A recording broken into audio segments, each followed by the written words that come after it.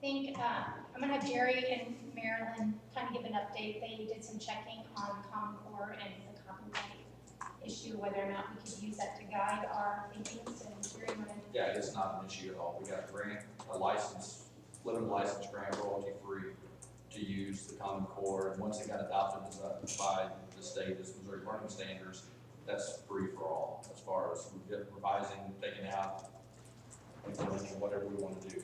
So as far as copyright law, that's not an issue. So at least that's what our attorney said. Well, on the website, even the Common Core website, one of the frequently asked questions is who will manage Common Core state standards in the future? And the paragraph starts with the Common Core state standards are and will remain a state-led effort, and adoption of the standards and any potential revision will continue to be a voluntary state decision. So it's saying the National Governors Association Center for Best Practices and the Council of Chief State School Officers will continue to serve as two leading organizations in ownership of Common Core. The decisions will be left at the state. So we can, because we've adopted them, they're now our standard, like Missouri Learning Standards. So we will change what we need to change moving forward. Which is what I was thinking, but it's nice to have that background. Can you, Brad, I don't know if it's Brad or James, you guys were talking about the 75 standards. That part of this law is to reduce our standards to 75. Do you know where that is? I was just quoting what it said there on page 1. We looked and I couldn't find it. It's a very opening page. Very open. Yes. It wasn't changed in this legislation. It wasn't changed, it was already in there. Right. It says that shall adopt the 75 academic performance standards. Right. Yeah, it wasn't changed, it was already in there. I was looking for numbers. It's one of those points of contention with some people that say, you know, we violated our constitution by adopting the Common Core, which has more than the 75 standards. So I was just making a point. I was looking for the number, not the words. I was looking for new stuff too. Right. The GLEs do have more than 75. And so, but this says 72. 75 is not Or 73 to meet standards, so a little more than 75.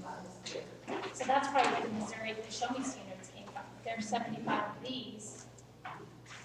But it says 73 up in the right or left-hand corner, where it says these standards, 73 in all, are intended to define what students should learn by the time they graduate from high school.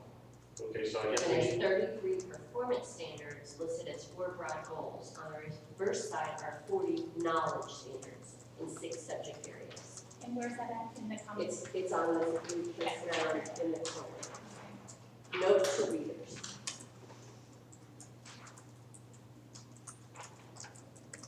What I like about these Show Me standards is these were written by teachers.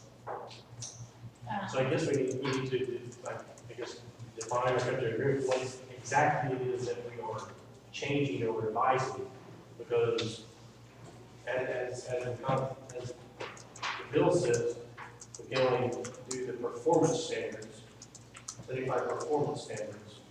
So are the 75 performance standards the Show Me standards, or are those the GLEs, or are those the 33 goals, or, you know, because that says that there's 33 performance standards, and that's what we've been tasked with, is to develop performance standards.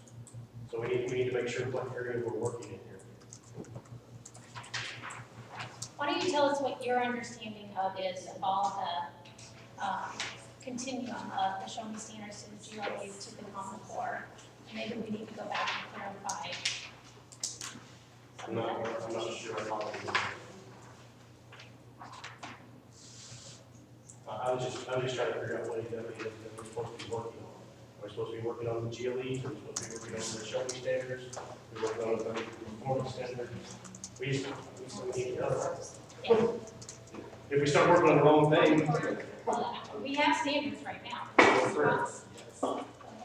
was going to say yes to all that. To all that.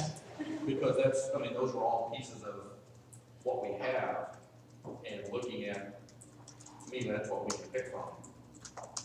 What's best for the jury. So I may be wrong, but that just seems like I don't want to throw any of those out, that Oh, gosh. if there's good stuff in them, then we may combine them, and they're all, it looks different, but I guess I answered, my question was answered if you look at the second page. And the new stuff is you were talking about, Jerry. It says whenever the State Board of Education develops, evaluates, modifies, or revises academic performance standards or learning standards, it shall convene work groups composed of blah, blah, blah, to develop and recommend those performance or learning standards. So I guess we're kind of tasked with everything. pick what's good. So I guess our task then is maybe up for discussion on where would be a great place to start. We have some, are they coming with kind of a crosswalk from? You just mentioned that anything we need copied, they'd be willing to copy. One of the things that is available when we went from grade level expectations to Common Core, what Desi did, I guess, or work groups did like a crosswalk, so that transition was smooth. If we would like a copy of that, we can, or what's the magic, email somebody and they'll. Yeah, it's. It'd be good to have that in front of us, the crosswalk. And I sent an email, and everyone receive it with just the names of the No, I members. can't get connected, so. That would be, now we have a way we can all email each other. If you have it on your computer, you can save it and send it. Okay. Did you get the email from that list? I did. I do have an email. I do have an How are you all getting connected? I'm just. I got it, well, this is through my phone line too, so that I did get the public Wi-Fi connected to my iPad. Which one did you go to? It's PCS public. So I would connect to the internet and then try to open your browser. And there's an agreement, you have to click OK to it. Yeah, it's just continue, Right. How many copies put it in for each person? I think so. I use the line on the printed. Yeah. Yeah, I would get very shocked. So tell me one more time, for 2 years, they're gonna be taking the mark test, is that what you said? Smarter balance. Smarter Smart balance. SBACs. For 2 years. And then at the end of 2 years, because of this House But bill, we're not taking the smart balance in every grade level. It was just the one legislation. Right. So but the bank of items are from the grade level. and the other grade levels are taking the old math test, is that correct? No. Or not? I thought there was something like 30 minutes of. It is, Based on it's a smart survey. balance styles. Is it computerized also? Yes. And it's actually not 30 minutes. In math, it's 30 or 31 questions. Oh, They figure an hour at least. Is that just for what grades? Third, fourth, sixth, and seventh. And for- Fifth and eighth Fifth and have, eighth, have a, K-1-2 doesn't test at all. no, fifth and eighth have a tremendous amount of testing. Fifth and eighth have the full range plus science. And they're taking all the smarter balance. Is this going to be your first year? I've done fifth grade in years past, I'm back in fifth grade. What Last, about with smarter balance? we did a trial run with it last year with third grade ELA. And it was very difficult because of the technology component. Exactly. That's what the teachers in our district said. It was just the technology. Yeah, it wasn't the fact that the kids didn't know the skills, that they didn't know the technology. They didn't know how to drag. Well, and to do the highlighting, and then they were supposed to reference from 2 sources on the computer, and everything. It was just stuff that they weren't used to doing. And our staff are having some difficulty on that, scheduling different classes to get in to take the test, and they, and then by the time they've all taken it, it's 2 months of come by, so it's really, Just not enough spots to put kids. I just wish we could have paper pens and things. So, we prefer until we have the technology, we need to accurately do it. Okay, we see that, where's this going? It's in that report. So do we want to start with looking at Missouri learning standards at this point? Try a different one, see that. I personally think the math standards are difficult to read. I think the vocabulary, the verbiage used Yeah. is, if it throws off an adult, and even as a educator myself, like if I have to reread it 2 or 3 times, it's throwing the kids way off, so. I know in our district, and this is just our district policy, it says that the standards are written so that the lowest common denominator can understand it, and there's no way that the lowest common denominator knows in that, the kids can understand the standards that they're written at.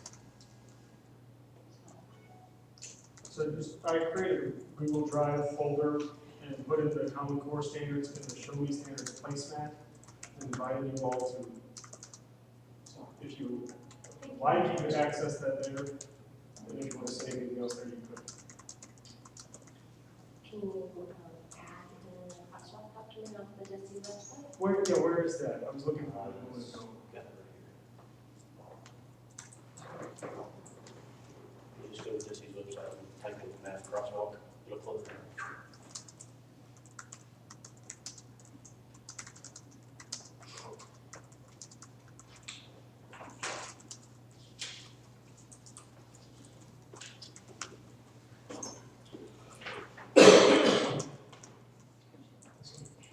That's actually one present. It's probably something, yeah.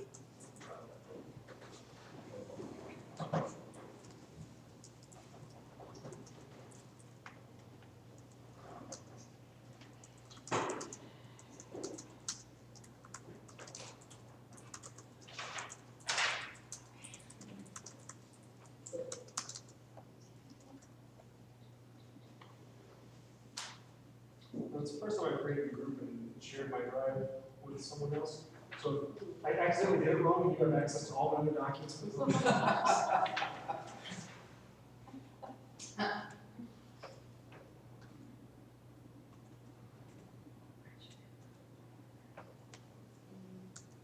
So what's everything in this group? So far, I put 3 things in. I put the Common Core standards, I put the Show Me Standards placemat, which, I don't know, I was looking for the standards, and that's what I found. So, and then I just put in the crosswalk in there right now.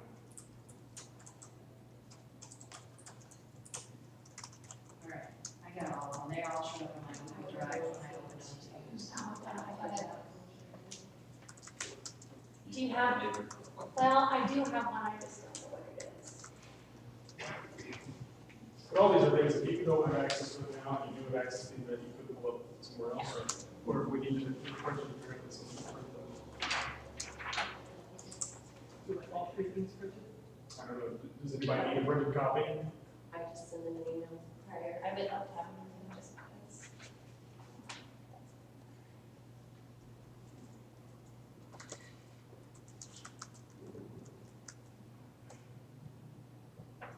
This crosswalk one was not the most list. This is not there was another one that I found on the crosswalk. This is a crosswalk to the Missouri Educator Gateway. That's our Oh, highway that's a different one. assessments. I clicked on the wrong thing then. Let me go back. It should list GLEs, CLEs, and then, And I think I found it, what is this, algebra 1 draft.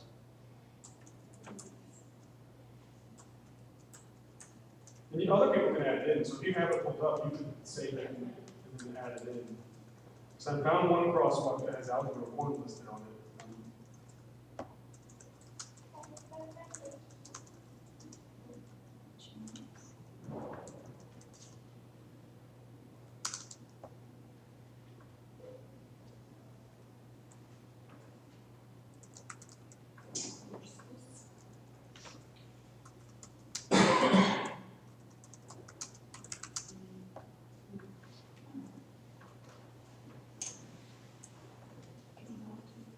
Do you have it? So it's just my name, James Schultz at Gmail.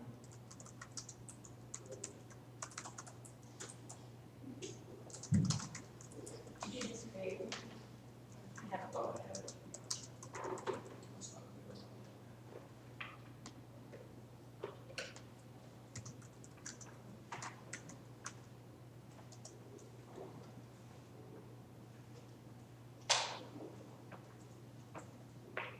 Jay, were you allowed in there or not? No, Okay, so I need to use this email address here.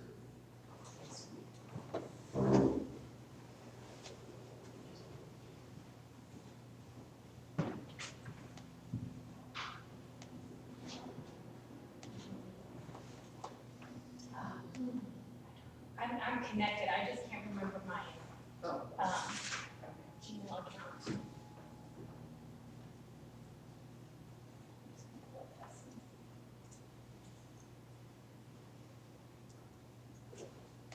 So CCSS truly sealing crosswalks.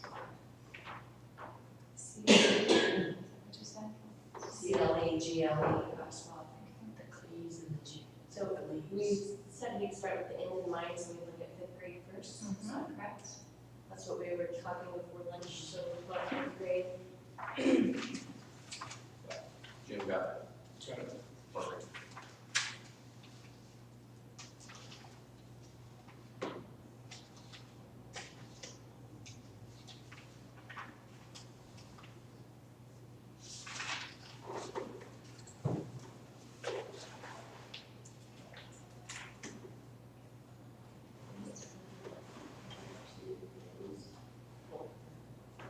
So I added to the, save it, or just, you should be able to share. It's a PDF. Have to see it. Have to save it, and then I'll look at it. So where'd you, I went to the link that you gave me. Is there one document I'm looking for? All of those. Well, we're gonna start with fifth grade, so we put that one up first, where everyone can see it, maybe.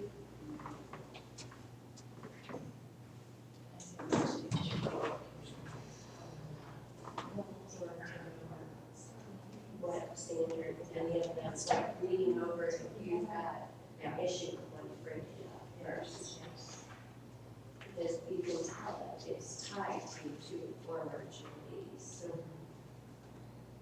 So could we just start through the fifth grade standards and without making any changes, no ones that people have questions or concerns with? Would that be a way to start? There was a suggestion earlier of breaking in groups, do we want to do it together or in groups?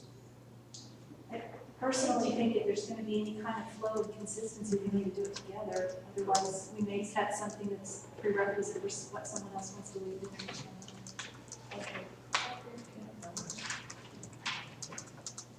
Using that thing, is there any need to try to combine with the other group to make sure that we're doing that too? Eventually, I think, Should we do that sooner rather than later? honestly, why don't we try grade 5, see where we're at, and then maybe at that point, because then we can see how it flows with 6th grade, that starts over there, and then we can kind of spiral down that. They started out for 2 or the upper end. Oh, so, So really, if we start with fifth grade and try to connect to fourth grade, connect to third grade, then we could advise them of what we thought sixth, because I bet they started the upper end too, if we get it more in mind. So we should design it. okay, the crosswalk, it's Common Core standards, crosswalk to Missouri. Are all grade levels in one? No, they're divided by There are different things, I put the fifth grade on there now. Yeah, I found the thing. I can't get into my Google. So if you're on the DESI website, it's the GLE, CLE, it does have that in there. CCSS, GLE, CLE crosswalk. And then if you scroll down, there's letter size and label size for grade 5.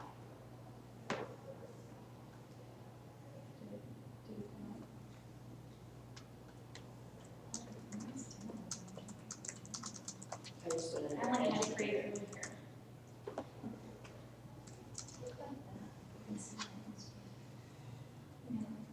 I'm on the desk website. Can you get your email right now? I can get email. Okay, I can email.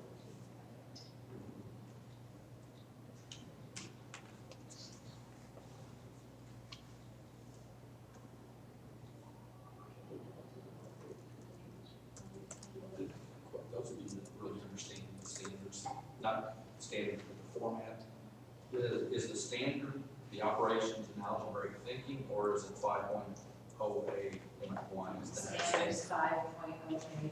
That's the That's standard? the standard, the domain is the operations and algebraic Okay, thinking. okay. So there's five domains in math, and then you have your standards. Standards written underneath each one of those. Okay. Just make sure I got the nomenclature there. Then the numbers under that, that's like the clusters. Yes. That's where it gets real. So these, like in fifth grade, the main are that's the main. So we've got operations and algebraic thinking, number and operation base 10. In this fractions. book that they had on the tables, these are all the domains. In the standard is written underneath it, and then these are clusters. That's where it gets really. This is, we need to get down to 75, not the clusters. I think it's the 75, I still think refers to Because this. when you're asking about the domains, under mathematics, on the blue placemat, there are 6 domains, which is not currently. So we would need to, like you said, algebraic operations, that really is like the number 1. Okay. Then geometry, then data, That's or gotta be number right, 4. that's gotta be right. If you're looking at all academic areas,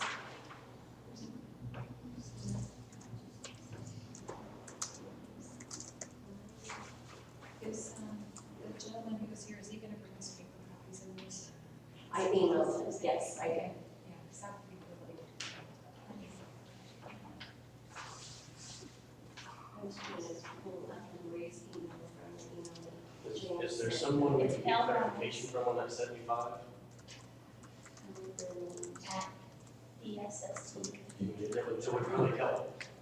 What was that again? Is there someone that can give us clarification on that 75 number that would really help? Knowing where we're supposed to be, what we're supposed to be. Yeah, because How many more are we printing it? Net. Well, here it says performance standards.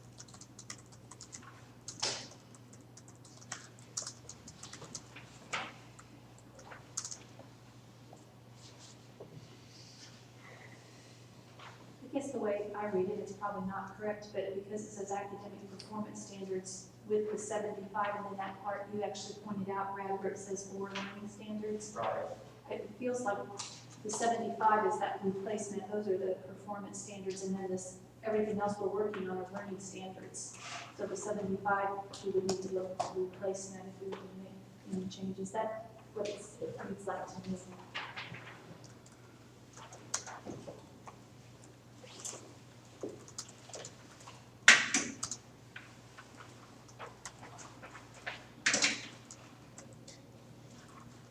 you said it was a different something academic performance than work. I mean, that's what this reads. That's what it reads? But it says, by establishing, evaluating, modifying, and revising the academic performance standards and the learning standards. So that's telling me there's those are two different things. Right. Okay. All right, you said this, So- all three to me. So the show me standards are the performance standards. And then the Missouri learning standards, common core, whatever you call them, are the learning That's what it standards. sounds like to me. So then do we start then with the bigger document, that show me standards, and either agree that that's where we're working from, or that it needs to be changed? I've always understood these to be, I mean, I love the show me standards, just because, I think they're tied together, though. I don't know if we can do them sequentially, like we might have to do it together. So as we're changing a learning standard, we have to look back to see what show me, like the other standard it ties to, and we may have to change it based off of what our decisions are. So it's almost like we have to do it simultaneously. You kind of need to know the knowledge portion of it before you can go to performance. I don't think you can do it independently, actually. I think they're interrelated, I understand, but don't you kind of need the knowledge before you can really establish performance as to whether you're, What they're gonna be. those aren't those kind of measures that you use? Is it, yeah, I mean, which comes first?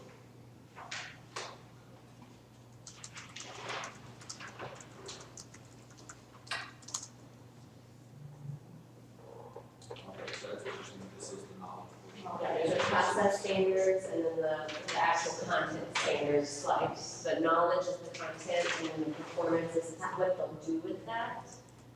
So that's the processes, like I know in mathematics, this is most of them, yeah, have it tied to like goal 3.5, 3.1, or 1.8, or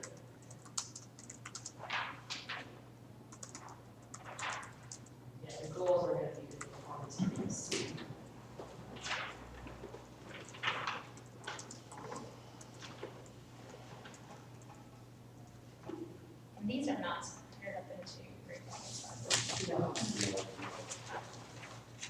The way you're saying it, if they don't look at 12, they go on to 16. Right, 16.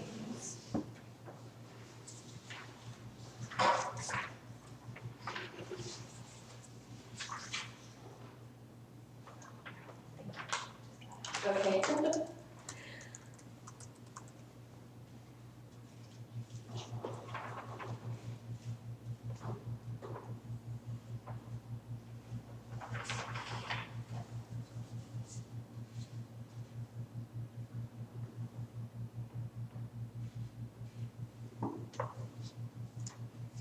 Okay, so just reading through this, the 75 academic performance standards that the House bill has in is the 33 performance standards, which are in the goals, correct?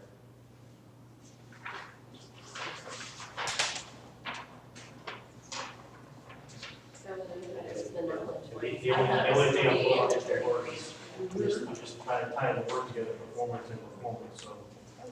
Right.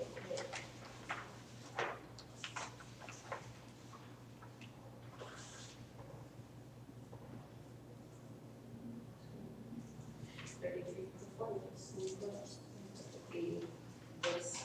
And then for, well, I would think that we would be revising the content because we're math specific, because this isn't just math. These standards are every subject area.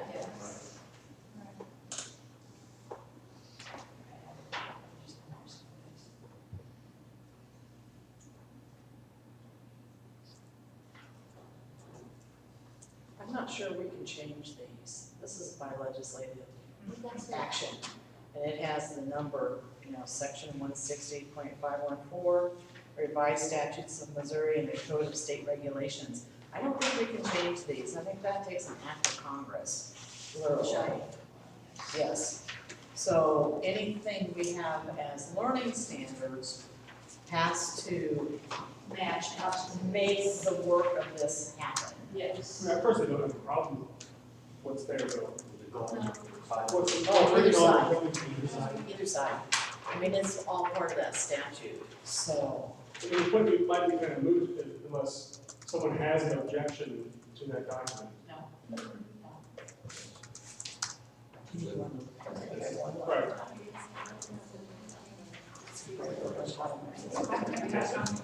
So I guess what we're getting is the show me standards, this encompasses the entire show me standards. Right, it's like the umbrella, and then the cleaves, the show me, whatever, Common Core, whatever we're looking at, The actual learning. defines it and makes it possible. So that's what we're looking for, Right. learning standards. Okay. Because if I remember history correct, we started with just this, and teachers said, we need more information. So we got a document that said, by the end of 4th grade, all students shall. Well, teachers said, now wait a minute, we're testing the ELA kids in 3rd grade. So does that mean we have to cover the 4th grade standards? And so they asked for more definition. So the next piece was by the end of 2nd grade and the end of 4th grade. And then there were still people saying, it would really help us if we knew what every grade was supposed to be covering, so that we're not duplicating efforts and skipping things. And that's when we ended up with what they call the grade level expectations, which was developed from the assessment documents. So that's kind of how it worked. And I don't know how many leaves there were, I never counted it myself. There were a bunch, yeah. Before the glees, we had standards too, but they Yeah. But it was by grade span, so that I can't remember what those were called either, that's been a while back. Aren't they, that was the 3, They 5, have- the yeah. 6, 8, the 9, 12, like it was a grade span, Yeah. and that's when It grade defined was this, tested. yeah, it defined this for testing purposes, yeah.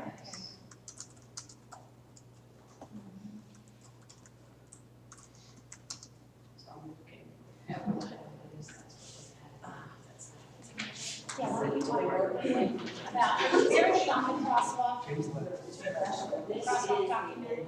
People didn't understand This this, is and they never the- showed the aspects. This is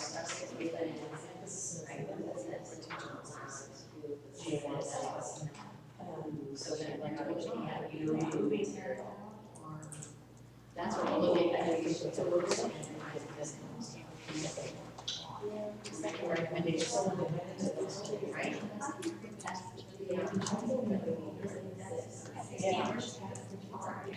Yeah. So, yeah. And it was too much. Do you have this? That's it. Is this the same? Well, that's the other Yes. one. But I think this first one, it used to say just. So let's kind of like, so everybody can hear the conversation. You guys are looking at the Missouri Learning Standard. Yeah, Grade on five. page 35, and that's what we put that was on the table. Does everybody have But I page was, 35? but also needing to go to this document you have. So we're looking at 5081, which is operations algebraic thinking, and it's fifth grade standard one, so the very first standard.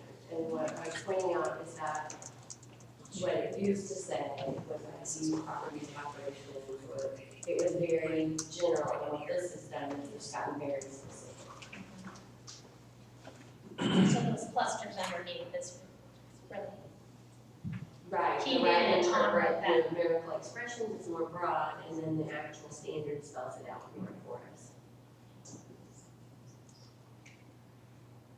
Which I think teachers appreciate. That's what they were asking. I just think that some of these, like that first one makes sense to me. You know, if we can, I don't know if we can just simplify it, or sometimes I feel, and this was even first and second grade last night when I was going through them. To me, sometimes it sounded like it was more than one standard written within one standard. So, you know, I don't know if that's where we want to start. Can we just set it one at a time? Yeah, absolutely. There's no incidents. And with our goal being, do we understand it, does it make sense, is it giving us what it needs? So is everybody at 5.0A in the Missouri Learning Standards, What pages on that? page 35? Just a Which is, minute. okay, We're getting there, just a okay, minute. Almost there. So Slow down, slow down, slow down. here, does it make and sense? here's a booklet right here too, I've got my paper. Next page. There you go, that's the same thing. Does anybody else? Okay, we're good now. Okay, Well, I'm not quite ready. Make sure everybody I can knows. speak for us. Let's do that. It's like the telephone now, Spencer's gonna have Brad, and Brad's gonna move around the table.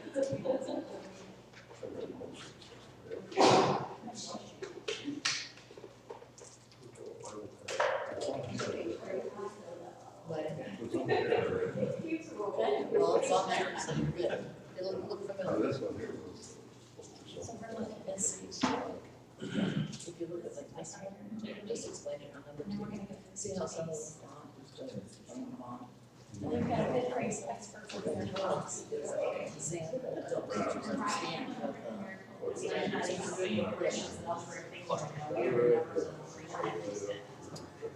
yeah. They were without the other. So under the first domain, operations and algebraic thinking, there are two standards, correct? Write and interpret numerical expressions and analyze patterns in relationship, okay? And if you guys have this, I don't know if it's in that book, this, the page before it, That's the page before. it kind of gives you an overview. So it'll have the domains there, so grade 5 has 5 domains, right? Yeah, and the main things that said will be tested out of fifth grade, and they come, that's what they should come out of fifth grade knowing is in that overview. So. That's the goal.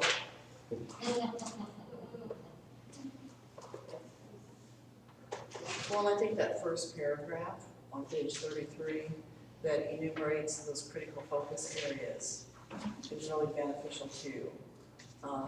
Because that's where people are going to spend their most time, is trying to develop that level of understanding and knowledge in their students for those things. So at fifth grade, they have 3 major Critical areas. yes, that they're working on.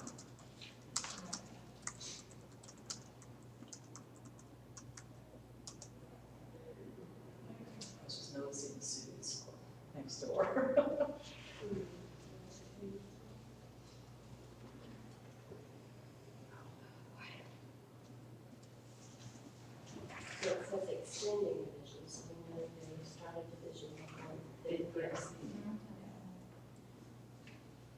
starts in third.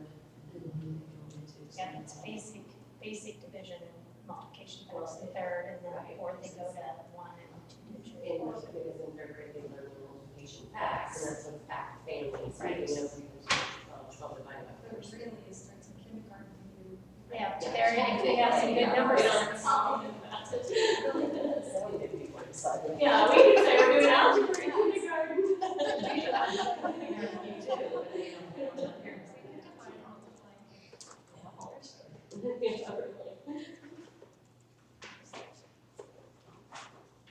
What I like about these standards is they do build on the grade levels before. And, you know, they have a lot of the same domains. Number sense is huge, which, you know, in the lower grade, I'm getting off topic.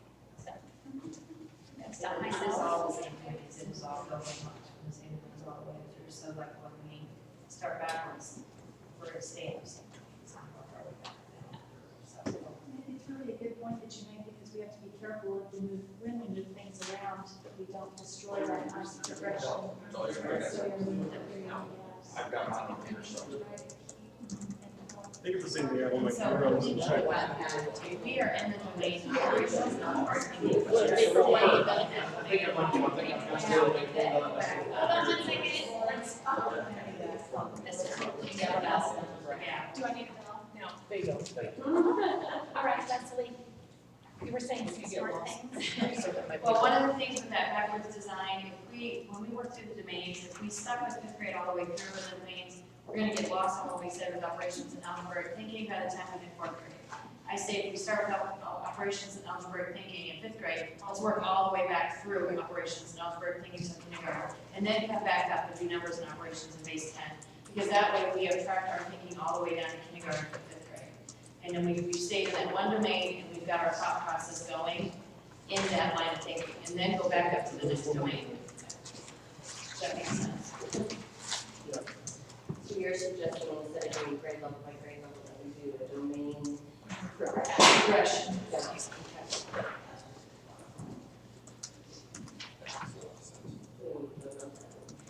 So we need voters, do you agree, does that make sense? Vote on what? We don't, I don't know if we need to, we were just talking. Working within the domain, starting at fifth grade, working in the first domain, operations and algebraic thinking, do fifth grade, and then work back to fourth grade to see the connections, and work to third grade, make sure that they are connected, and we don't have any questions, and then go back up to fifth grade and go to the second domain, which in this case is number and operations in base 10. so just stay in one domain until we're done with it, and then go to the next domain.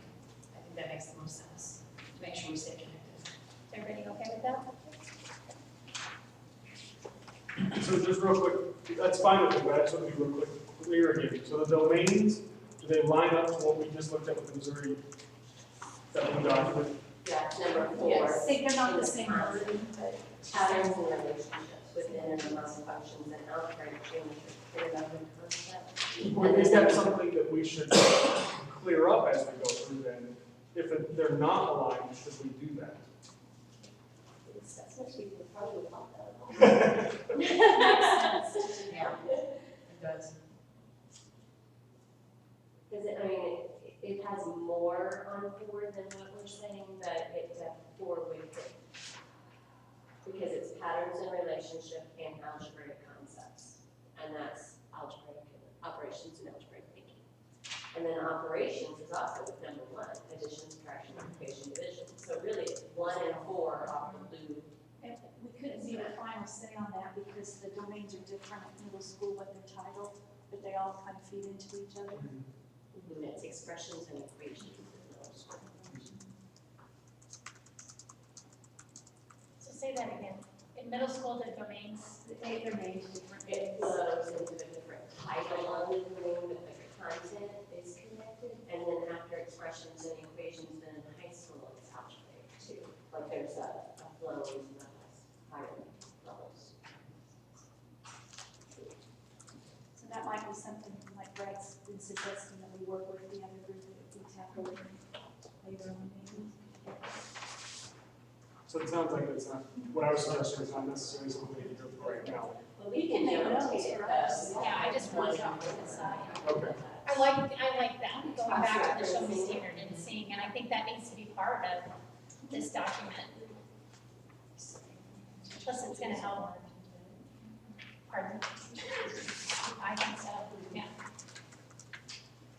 So don't get to writing these books. I don't know if that was a yes, I don't think they're gonna care. They were good, so you can't have. Right, and it was these. Yeah. Just like the job. So you said just show me 1 and 4. I think so. I agree, I think so too.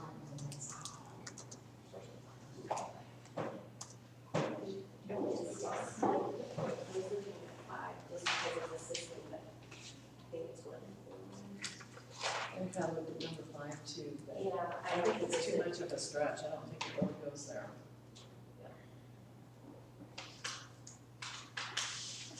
I think there's all of that came in 6th grade.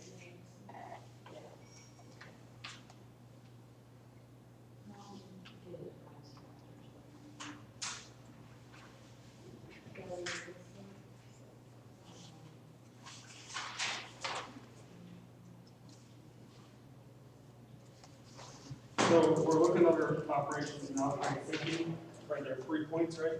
Yes. And I have no objections to the first 2, the third one seems very strange. You want to work for it? I was on the 5th, is that where we're Page looking? 35. 5th seems wording, cumbersome, and not real You need to clear. analyze patterns and relationships. Right,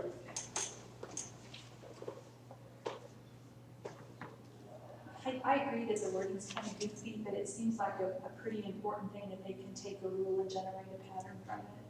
But I agree the wording might need to be. And that language is in the GLEAS too, I know we've assessed on it in the past, so maybe there's something in the GLEAS that we can look at language and do a combination that makes it make more sense. Or do you object to the content or just? so why don't you explain what it is that they're trying to say? Because I don't think it's real clear. No, it's like, it's an in and out box, so that whatever you put into it comes out of it. Like, if they have a column of numbers down the side, and it says add 3 at the top, you gotta come up with that pair that what comes out of that.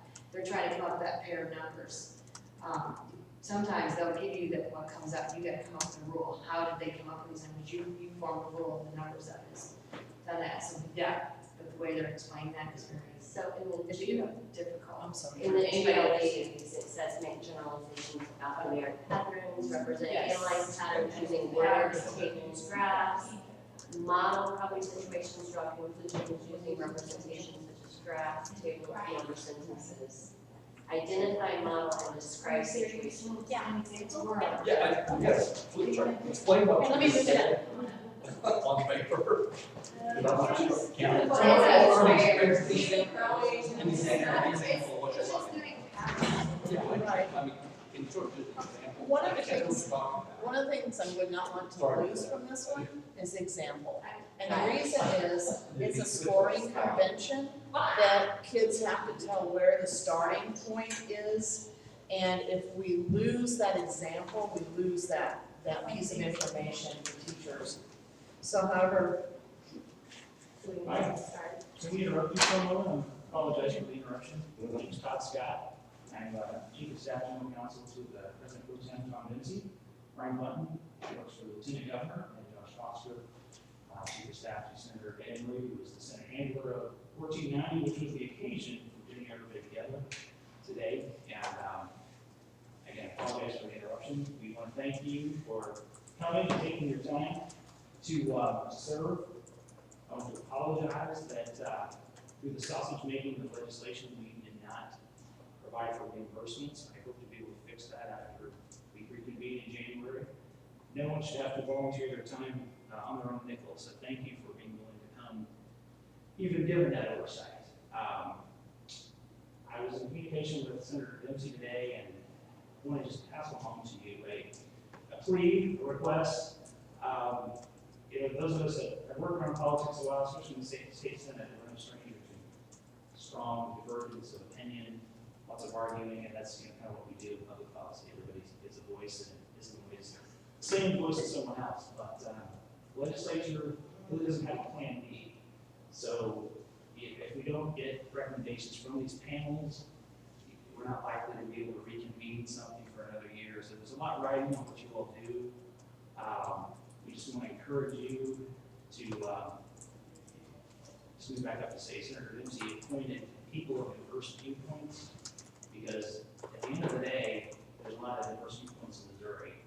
And this recommendation has to have buy-in from people who are adamantly against common core. I think Senator Emery would be one of the poster children, if I may, for that point of view.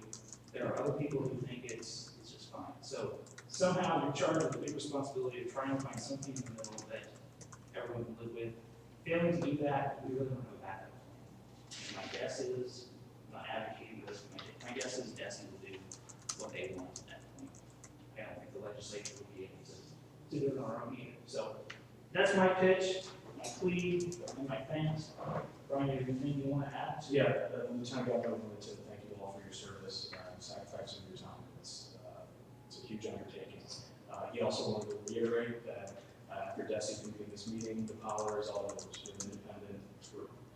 You don't have any influence from us. No one's going to influence how you shape policy or your recommendations. I wish you the best of luck, and if we can give a resource to answer your questions without influencing that policy, we'd be more than happy. So we have a question from the Lieutenant Governor's office. There's one member missing from our group. Right. She said she backed out last week. There was one person that we had appointed, and she said she didn't think she would be in time late last week, and we're trying to find someone to join the rest. So what does that mean for the process? Do we have to wait before we do anything official before she arrives? No, there's nothing in state law that says anything in that regard. So she can join you or whomever we choose. I thought there was more than one person missing. Well, only one from the Lieutenant Governor's office. So what about the other people that We are yet short. We have 6 parents left. We were targeting 32 members, which is a very large undertaking. 32 people who will serve. We're short still. I don't know on the math panel if we're short or not. We may well be short a person or two. But yeah, please don't labor under the misnomer that you're not authorized to complete any work. DESI was authorized to convene these groups for the statute, and they have done so. You have a quorum if anyone were to ask. You know, that's a 16 or 17 member panel. You got half plus one, so you're fine. You'll be fine. I do. I'm going to leave a card if anybody has a question. Feel free to contact us. Like Brian said, you know, once appointed and convened, that's our role, and DESI's role after that. It's up to you all. Set your own schedule. Do what you will. We have urged the department to provide some electronic means of getting together, conference calls, teleconferences, so forth, that will facilitate your work and make it easier on you than traveling to the capital city. By all means, take advantage of that. The statute charges you with a monthly report to our office. If you would like to use DESI for their administrative support, feel free. There's no requirement that you do so, but it might save you all some trouble, but that would be up to you. If you want a card, and if anybody needs to contact us, please feel free. Great. Just Standing up, people at the head of the table. That's exactly right. I stood up at the wrong time. Thanks a lot. This is a, Thank you. is there some way we can turn up the lights? It's a little dark in here. They have lights on over there. I think it's right here. I think it's right here. There we go. That's better. And that answers the question of how many it takes to turn on the lights. All right. And two engineers helped out to make it happen, The right? generalizing a pattern is the kid should not have to add 3 all the way down and add 2 all the way down. I meant to put that over there, sorry about that. But if you're taking these numbers over here, you're doing what you're told to at the top. So 5 plus 3 is 8, 6 plus 3 is 9. You're seeing a pattern as you go down. But you have 2 over here, 5 plus 2 is 7. You're also seeing a pattern as you go across. It's 1 less as you go across. They should only have to do the first 2, form that pattern, that generalization, and they should fill it in without even having to do the adding the rest of the way down. That's what that standard is actually asking them to do, is to be able to generalize and compute that pattern and without having to even go back up and do that sort of thing. So that's one of the things that gets thinking about patterning. I like the wording in the GLE a little bit better than the Common Core. The Common Core was very confusing to make kids understand what's actually happening. This is just one strategy. This is just one way to get them to see a pattern that way. This is how you started out in 5th grade, this is what my kids have been working on. So, but that's one way to see if they understand what's being asked on that standard. And sometimes what happens is they'll be given a pattern like that, and they have to generate the rule for the pattern. So how am I getting these answers? Kids have to think through that process and then find a way to write it so that anyone will be able to. I just think we need to revise the wording here, though, because I think what you read from the other It was statements. like 5 different GLEs. It really was. There's A1, A5, A1, B5, A3, A5, A4, A5, and then the G2.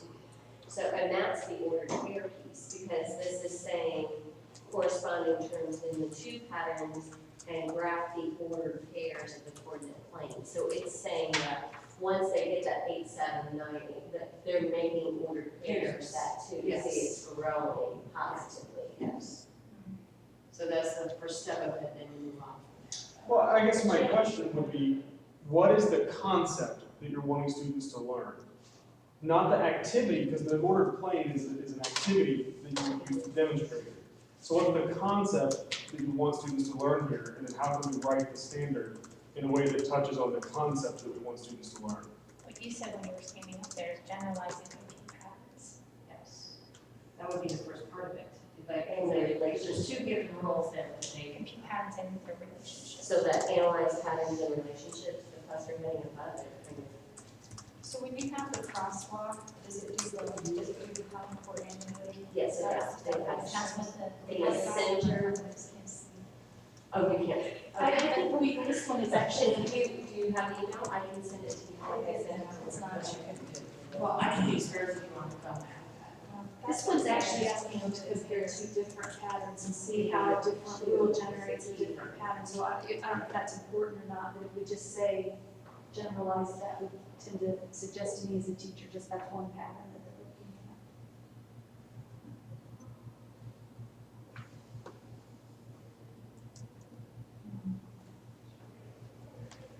at. Okay, and working from the, I presented a question earlier, appropriate level assignment. This is where the teachers in the room come into play. Is that appropriate for this Yes. level? Yes.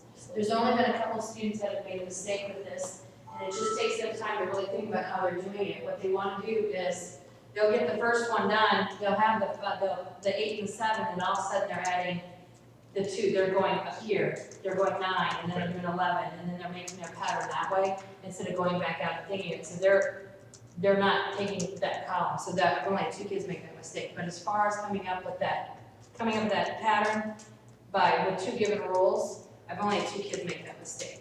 So this is not difficult for a 5th grade to come up with. And then plotting it on graph paper, they're actually pretty good at, because not only have they done,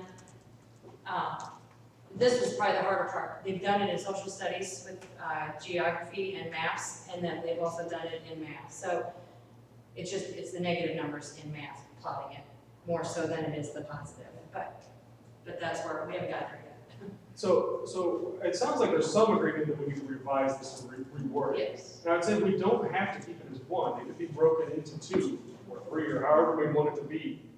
Because that's usually what's taught, you have to teach them the steps to get them to that. Well, I mean, like under the first one, you have 2 points on the right interpret numerical expressions. The second one is built on the first one. You can't do the second if you don't understand parentheses, right? And so we could do a similar thing here. So we honestly didn't need to make a recommendation to split this one right now, because is that what you're saying? Well, I'm not saying that we have to, I'm just saying we could, if it needs to be. Yeah, correct, I think, yes. So I think we know it this makes one needs sense to that way. change. Yeah, this one needs Yeah. to change. We just We know are, it needs to be changed, let's move to the next, I mean, I don't know that we can rewrite any one of them today, Right. but at least we know that one needs to be Right, done and differently. from my point, I would be more comfortable with taking this, what we come up with today, back to my district, talking to my teachers and saying, what makes this better for you? Or does this work? This is what we've come up with, does this work for you? So, yeah, that would make sense to me. Okay, so then we would move down to grade level? Is that what we're doing next then?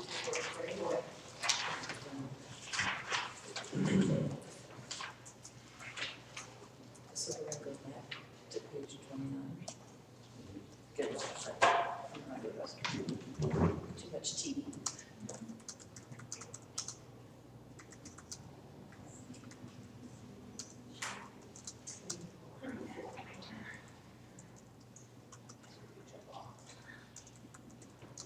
I don't know. What does this mean? Represent verbal statements of multiplicative comparisons as multiplication equations. So they hear it verbally and they put it in Numbers. So 5 times as many is that key piece that in real life you'll hear people say it's double or triple or 5 times as much, what that means. And that's something they, in my experience, kiddos really struggle with, is taking the words and translating it into expressions. And I think you're right, they can struggle with that, and I think from my experience, that comes from a comprehension problem rather than, I mean, kids can do numbers if you put a number, it's just numbers, it's the comprehending what's going on. So, It's the vocabulary. I'm not a big fan of word problems because of that. If you have a poor reader, he has trouble with math. So, you know, just because of that, I mean, you may not actually have trouble with math, but because of that, so yeah, everything's working in there together.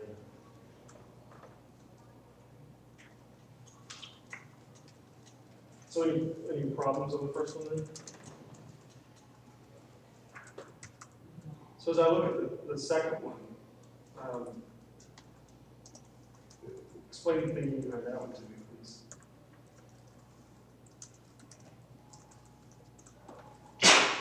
Excuse me.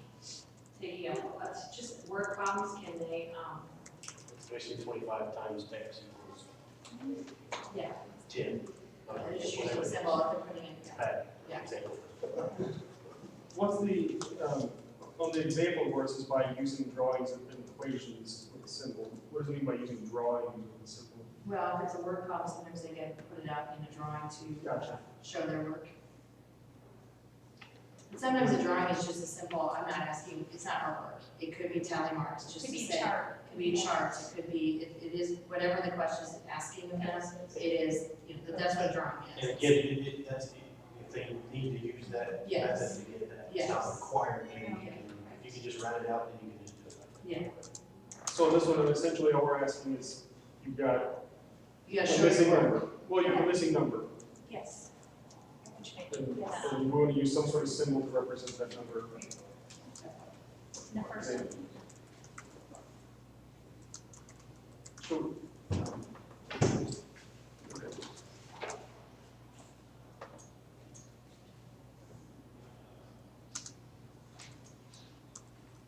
If we skip a step in that, then we need to go back and look at that. To the showing standards and see where they're. Oh, And they're all going from 1 to 1 to 1. That first section. Because it's multiplication, division, number sense, and its relationships. Okay.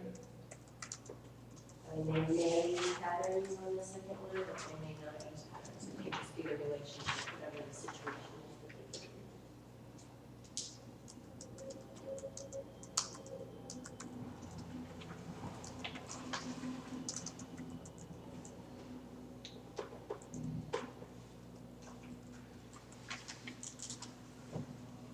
Now, 3, I think starts getting a little cumbersome and it's not real clear.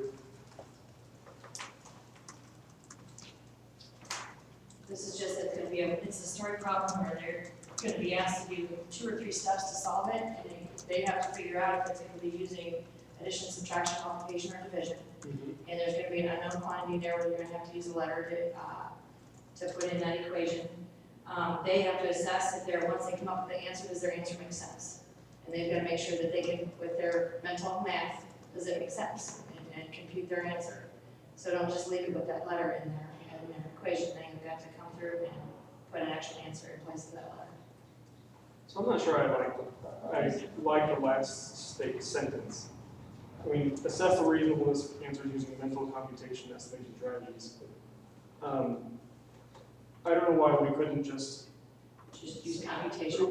use whatever strategy. I mean, just Yeah. check your work, you know, or something about, you know what I'm Just saying? assess the reasonableness of your answers. Right. But is an estimation strategy a big thing that they teach in 3rd grade? I think there's a strategy that Oh, we do it all. It's, Fundamentally, not you're saying, but I think part of the problem, a lot of this is it's not written for, no offense to those who really understand it. I don't have a clue. Put it in English, right? You know, if you can say it in 5 words, say it in 5 words instead of 50 words. And I know that's easier said than done. But I know, I mean, I've written standards before, not necessarily math standards and stuff like this, and we really get word. If we think it's good, we put it in, or if we add that word and then descriptors. I mean, if they can be simplified to say the same thing, to say the exact same That's what teachers would accomplishment. like. I'm guessing the teachers If we just prefer. said assess the reasonableness of your answers, leave it at that. Yeah, I just want to be so Yeah, we out the don't street always- can look at it and go, well, that makes sense what they need to know. Right. Because I think what you said, the mental computation and that, the thing is your answer reasonable? Is your answer reasonable? That explains to me exactly what you're trying to Because do. I think the gist of that is, does your answer make sense? Yes. Basically, yeah. And that's how we word it as a teacher. So exactly, that's exactly. So the last line, we're just doing assess the reasonableness of answers. But then, Jerry, does the rest of it then make sense to you? Because I agree with you. I think we need to. That was more of a generic term for all the standards. Well, yeah. Not just that specifically. I just think it needs to be. To me, so often that we get it so wordy, and I just want to ask the question, what is it? What is it that you want us to know? What is it, you know, and if it takes us a long time to answer that question, then maybe it's not very well written. It takes educators a long time. In fact, a lot of teachers had to go through professional development when the GLEs came out, and then they gave us a glossary of terms, so we could figure out what it is they wanted us to teach the kids. And then we all had to be sent again to re-education for the Common Core, so that we could decipher those and know what it is we're teaching. It's ridiculous. It does not need to be worded like that. If you want to know how they end up being worded like this, just Google educational jargon generator. And I do think what happened though is we started with very general statements and the teachers were like, I need to know exactly what my kids need. Tell me more, be more specific. So, because if you make it, if you just went with like, use 4 operations to solve problems, then they had all these test questions that they weren't doing well on. And we didn't have enough information to know what we needed to do to help our kids be more successful. Well, and that's why I think estimation strategies is in there. If we're gonna take it out of here, we better be sure it's in 2nd grade, because estimation strategies is It's huge. It's in item every that's grade. taught in And 2nd I grade. mean no disrespect by this video, but was the bulk of the teachers who were asking that relatively inexperienced teachers? Because I think. I think that actually it's the more experienced teachers that are more vocal, the inexperienced teachers usually keep to themselves a little bit Okay. more. So, The more experienced have gone through testing a few times and they know They that wanna know what's in they it. want Just to know tell what's us, coming. you know, we can prepare our kids if we just had a better idea of what to prepare them. Right. so And you're right with estimation, they have to know what that word is, they need to know that estimate, yeah, that's close, they have to know that that's close. I'm gonna be able to explain Um, how to we can revise that, assess the reasonableness, knowing that when you estimate, that's a skill that, you know, it's real skill, we estimate on a daily basis, they need to know how to estimate what numbers are close by. I think maybe, listen, yeah, maybe what kind of throws me off there is the mental computation in there. If that was taken out, and it just said assess the reasonableness of the answer using estimation strategies, including rounding, I think everybody knows what you want there. That mental computation, that big computation word Yeah. kind of throws people off. well, I think we decided that assess the reasonableness of answers is a pretty good statement in itself. Right? What about putting the, however you want to put that last piece that we're taking out, what about putting it as an example in italics? That, so we're encouraging the estimation strategies, including rounding, or we're encouraging or suggesting mental computation as ways to do that, but it's just an example, instead of being part of the standard. Okay. And I'm not trying to play ignorant here, what does mental computation mean? Well, so Because you can't to me, compute it in mental computation means I can think it in my head. Right. Does that help you as a teacher in any way, shape, or form, knowing whether that kid knows it or not? Because the kid can write it down and go, yeah, Oh, that's what I meant. So, I mean, does the mental computation do anything for you? I think being able to explain, like if they're adding the numbers 58 plus 32, they might say, I went down to 30 and I went up to 60, and then I knew it was close to 90, and they need to be able to demonstrate your knowledge of numeration and problem solving that way, and that's that, I mean, that's super basic on representation. Okay, so, but there again, is that something that they can write down on a piece of paper so that the teacher knows that's how they made sense of it, or is that just something that? Either that or. Right, it's a more listening thing, I mean, I don't know if that's. Is it a test item? Technically, any computation. Yeah. Right, one other part of the So, so are we leaving that as, well, we said we were just gonna identify the ones that might need to be changed and come back. So we wanna labor over this, or we wanna move on and say we're gonna revisit this one? Well, we can revisit it. It does say even in GLEs, it estimating is pretty big too. So I mean, estimation never left. Wasn't like it was added. Where we found color, it was always there. So, And I don't have any problem with estimation.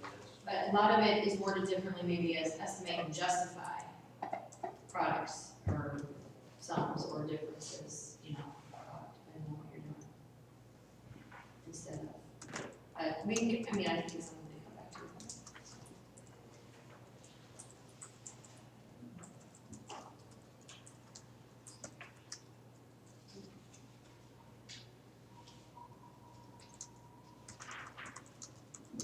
Because the students do know if you say justify, they know now that means explain. If I say estimate and justify, they know they have to explain their answer. They've been taught that. Yeah, they've been taught that. So they know what that vocabulary means.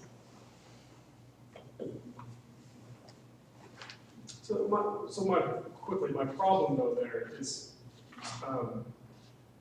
sometimes justify is, in my own personal experience with my kids' teachers, they're not always accepting of my students' justification, because they're using standard algorithms to solve problems. So you took a problem and wrote it out and used it, solving, and you show your work, it wouldn't be justification enough. I think that's where I was talking about earlier, it comes down to a district and a building and a teacher.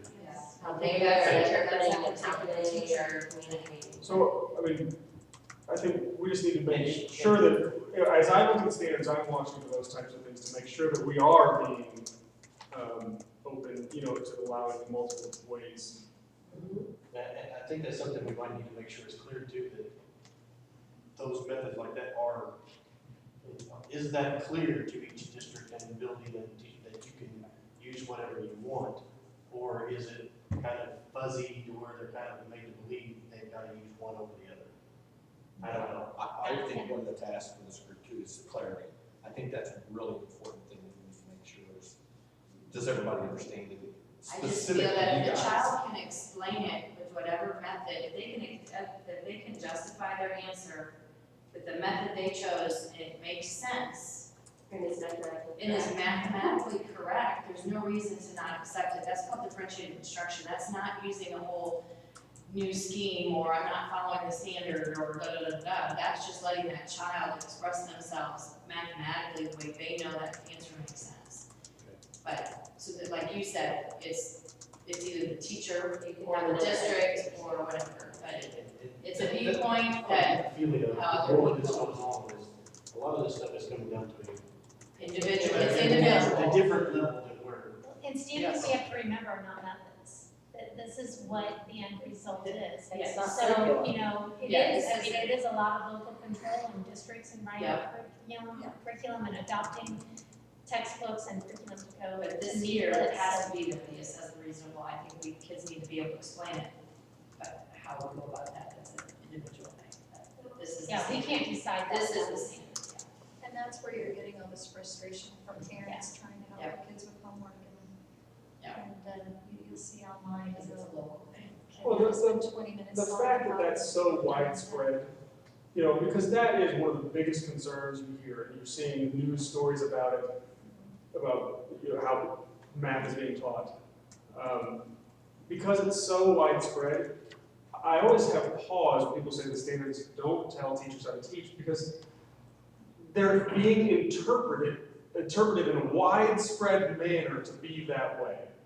So if the standards don't say that, and we want to allow local districts to interpret them as they, you know, as they see fit, and then I think we need to just be cognizant of that and try to write them in a way where standard methods are also welcome. that makes sense. Right. I think it's exactly what you said, it's methods. If they get involved on it, are they gonna be acknowledged on the test that it's taken? Well, that's, So to be clear- that's where the problem comes in. That's the problem. How is this end of year assessment, the SBAC, the map, whatever it's gonna go, how is that going to require that question to be answered? And that's the big elephant in the room that nobody knows about, you know, it's walking around. They don't know, because like you said, if the teachers knew how it's gonna be assessed, it makes it a whole lot easier for But the it's always teachers. been that way, the whole 20 years in education, like, the assessment drives our decisions, like what we wanna do, because we wanna prepare our kids the best we can to do well on that assessment. Unfortunately, that's what, you know. But that's what right. education should be. We're assessing all the time, and we're using that data, that information that we've gained, whether it's through a written standardized tests, whether it's through anecdotals, whether it's through a quiz, or just question and answer. We're gonna use that information to guide what we're gonna do the next day. I mean, we're using these standards and whatever the test is gonna look like. I mean, it shouldn't be the end all to our instruction. I mean, they complain to me that all your teachers doing is teaching the test. Well, absolutely we're teaching the test. That's what you do, because that's the assessment you have. If it's the wrong test, then that's a different problem. It may not be the right test. I think there is a misunderstanding about tests, though, both on the paper pencil test and on the new test. So there's this idea that teachers think students have to now show their work and show their thinking on the tests.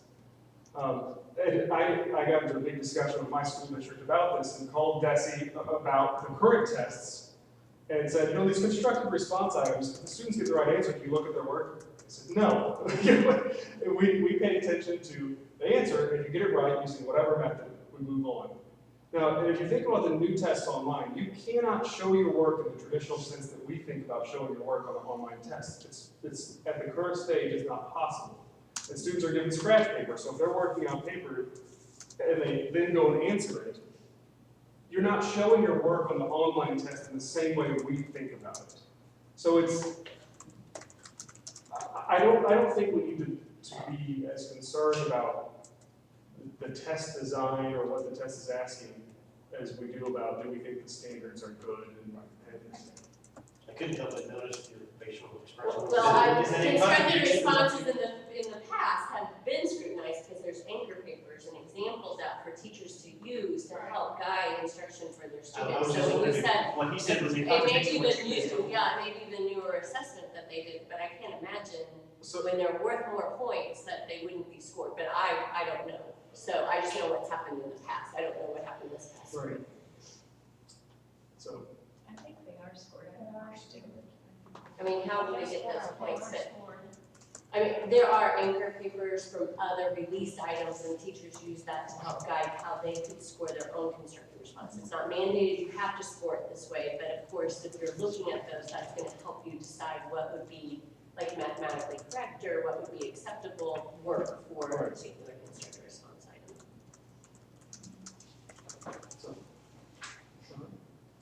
We do need to be concerned about the test because these standards are going to reflect what's on the test. And schools are held accountable for how their students perform on that. But the test should reflect what's in our standards.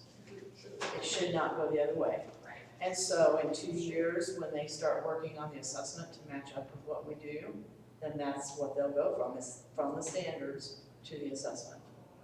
So we don't want to let the perception of what's going to be or might be on an assessment determine what we decide our students need to learn and be able to do in the classroom and life. Also, I agree with that. We also need to remember that test score should not determine how a district is accredited. That's a whole other. Yeah, that's That's a whole other thing. thing. That's another situation. I agree. I agree. I think we need to That's test a it different too. one. Yeah. So, You're in a district. move on to number 4 then. Yeah. No, we have them everywhere. We are in back to fourth grade operations and the first domain, number 4, gains and abilities to be good as and all business. It's not very effective, it's zero. Was that addressed in fifth grade at all? Not under operations and organization. I think it's a master, it's supposed to be a master in fourth grade. Now, part-time and composite, they don't have to in this or fourth grade or get to fifth grade. I mean, I think that's fine.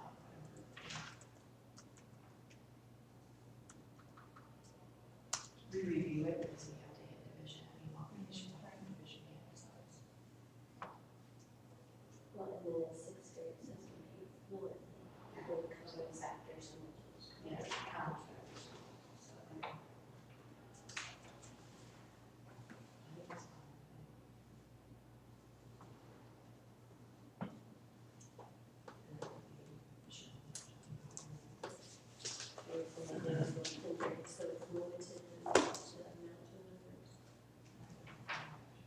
So any concerns or questions about number 4?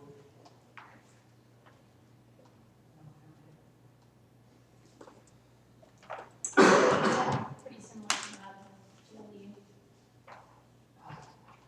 And then what's Missouri, same Missouri standard.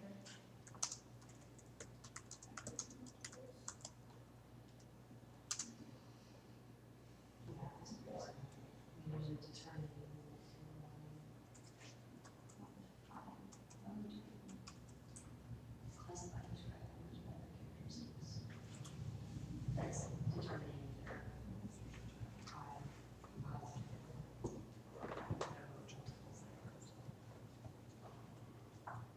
Is really document that cannot be one last suggestion. Is there, and the reason I'm saying, I'm jumping ahead, is looking at number 5, which is general analyzed patterns, based on what you just demonstrated. Is there a document that would take those standards and go kindergarten to matrix, kindergarten, Yeah. and it goes all the way to 5th, and you just look right across the line, and it says the difference, okay, is that, am I missing it? I'm just thinking, if I could see what 5th grade on generate and analyze patterns, and what's a 4th grade, what's a 3rd grade, what's a 2nd grade.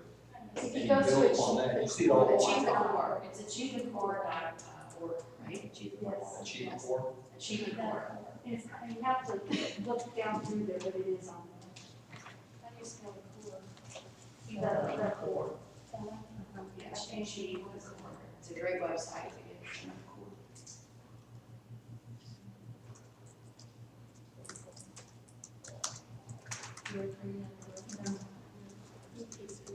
I did too, look at this, I'm like,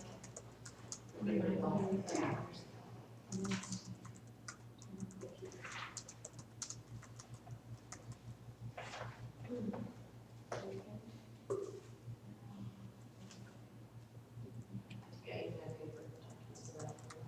Hard copy, whatever, I think it's in this one. Yeah. Did anybody found that yet? Yeah. You're gonna go to K-5. On the website. And you're gonna go to professional development, professional development. It's not touching that, did you just say that? Yes. It's assessed. Hang on, we're trying to find it, so. Here's how this thing. It's in, go back, it's in this chronic activities. Oh, yeah, we can line it out. We can line it out by just grade. battery. I think it's stop the whole process. No, but there is, I think I have even these hard copy documents. I know we're gonna try to find it over tomorrow. And it's just real easy for me to see. Yeah. Translate each one of them. Have it grow from one to the next one, No, I think that's even more than, okay, yeah, I'm getting down there. Were you able to get into Achieve the Core? She said that. I don't mean to be controversial, is there anything out there that is not connected to our core that does this? Well, it's just, This is the progression of it through the grade levels, so you see the building blocks. It's just the actual It's just the actual standards standards. that we're already looking at, so. Does the crosswalk kind of? Not across grade level, I mean, you'd have to go up to the part, yeah, so.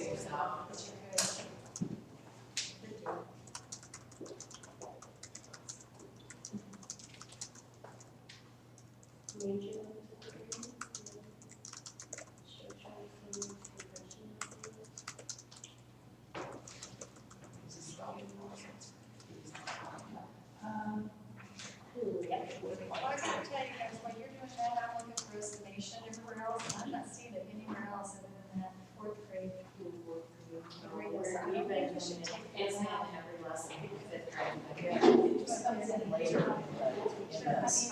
Or, you know what, it's in numbers in base 10, it's not in operations in algebra. You're gonna see it in, I just don't see it in here anywhere.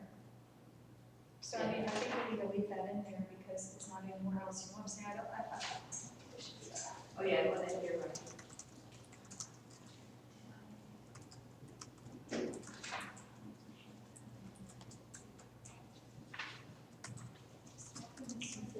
Straight back. No, go back to that definition. Straight back.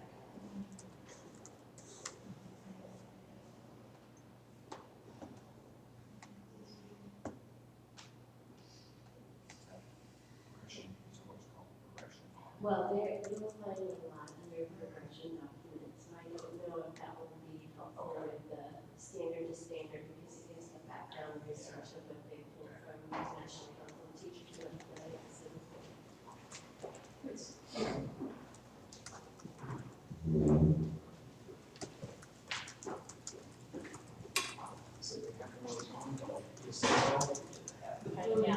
Why don't we go back to the good work we've been doing? Are you guys okay, or do you want to take a quick break? Quick break would be great. Let's do a quick break.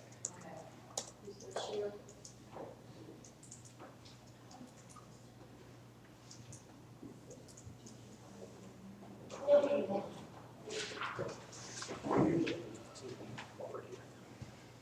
Email to James.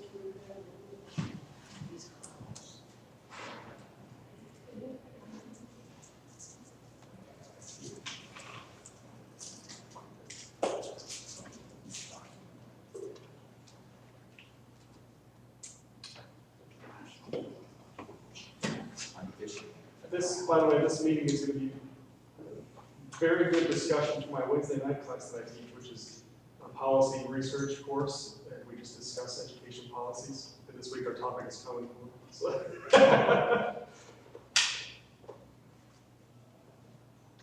Got your, all set. We gave you some good curriculum. It'll be fun. Good information. There was a lot of passion. I'd say there was a lot of passion in this room. Last week we talked about No Child Left Behind, and some students kind of got heated and started arguing with each other.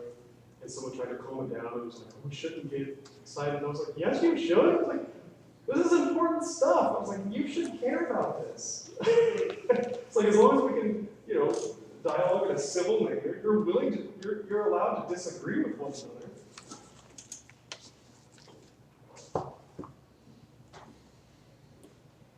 Which is what's good when you have a child kind of justifying and defending their answer, whether it's ELA or, you know, within your classroom, looking at that communication and that justification and defending what you believe, whether it's like, this is how I got this answer, and having that discourse, and those disagreements, that's where a lot of learning happens.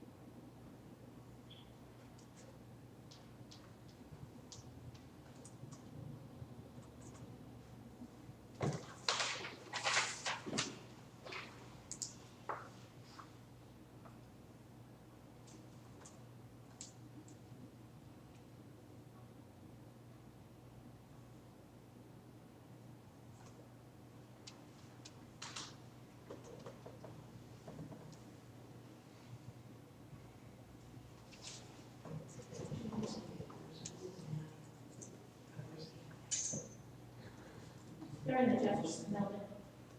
Oh, where? Yeah. Where's the Who is it? Right here, Yes. right behind us. What's that? The ELA friends. friends. I brought those back through my classroom anywhere.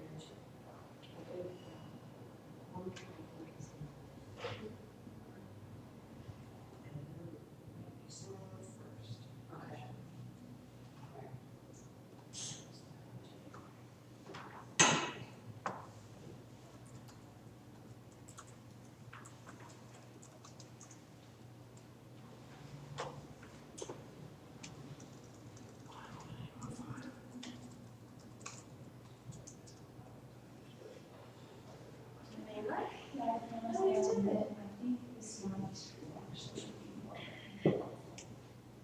Just have to- Here's the bit about these, so-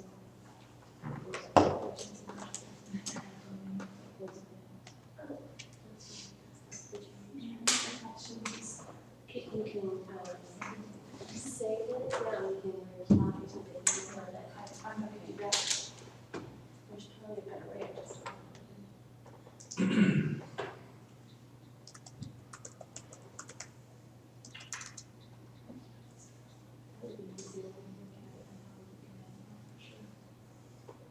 And you know it's word for word exactly what they say. Yeah, so. If they just pulled that, they just pulled the standard document.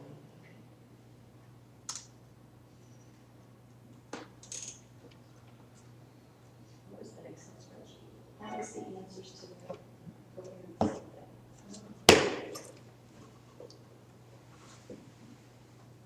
What's it called when you do the standards arranged that way, where they're, I don't, it said, We found it, we're sending it to you. oh, okay. I can find the theme. There is a term for that, and I can't think what it is either.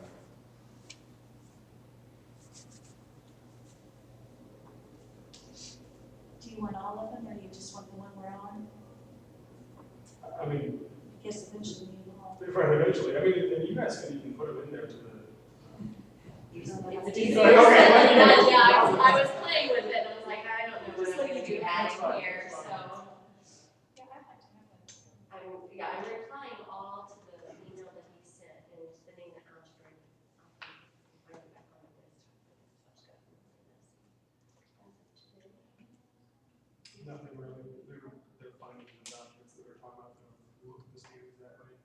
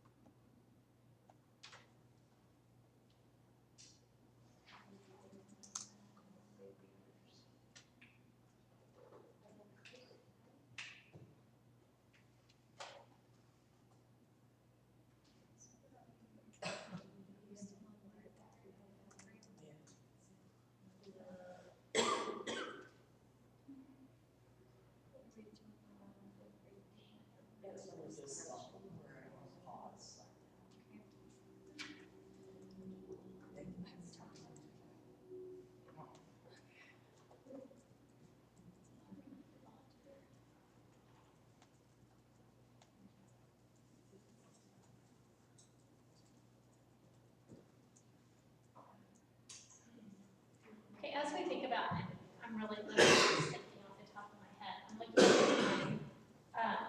We're here till what, 4? What is that? Yeah.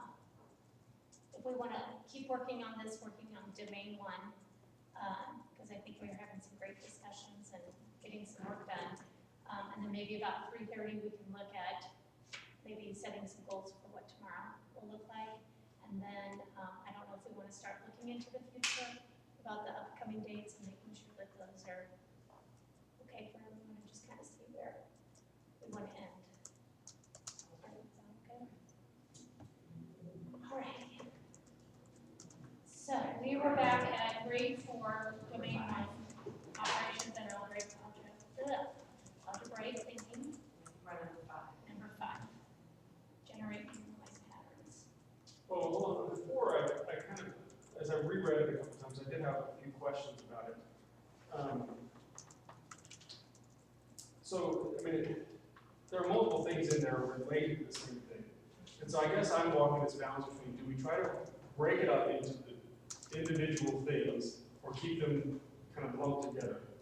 So, I mean, first off, it's just wanting students to know and understand what are factor pairs. I don't understand why it has to say find. I mean, you can find them in look, there it is. But, like, why not understand these factor pairs or Is it our name right, or recognize. identify?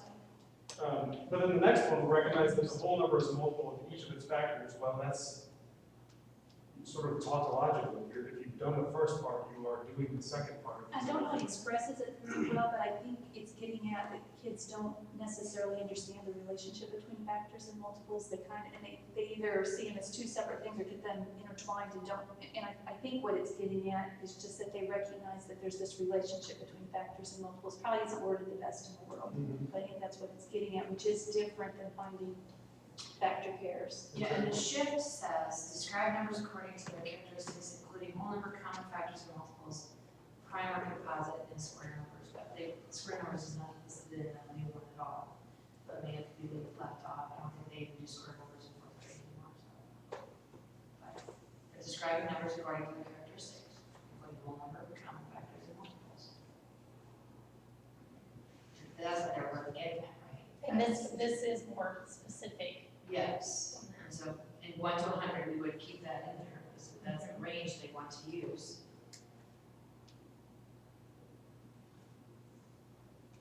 And if they can, I guess, describe the characteristics, they would know the relationship between factors and multiples, right? Saying it. It's gonna take multiple problems right now. Describe numbers according to their characteristics. Does that make sense? I think that's so broad. It It is is kind of pretty broad. broad. So what I was thinking is on this one, I would probably start with the second sentence. Recognize that a whole number is a multiple of each of its factors, Yes, that's. comma, And find factor. including identifying, in fact, all factor pairs, you know, within the first sentence. You understand? And then I think I would be fine with that. So just a little rearranging, I guess. Okay.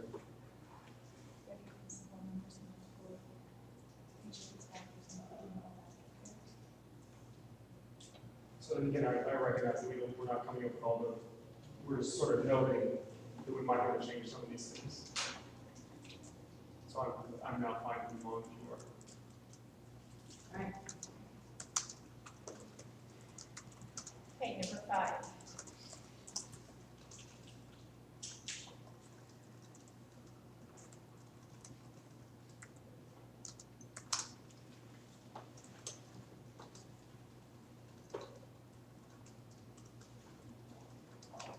The second sentence is confusing for the students and pretty much everybody else. I think. Should let them.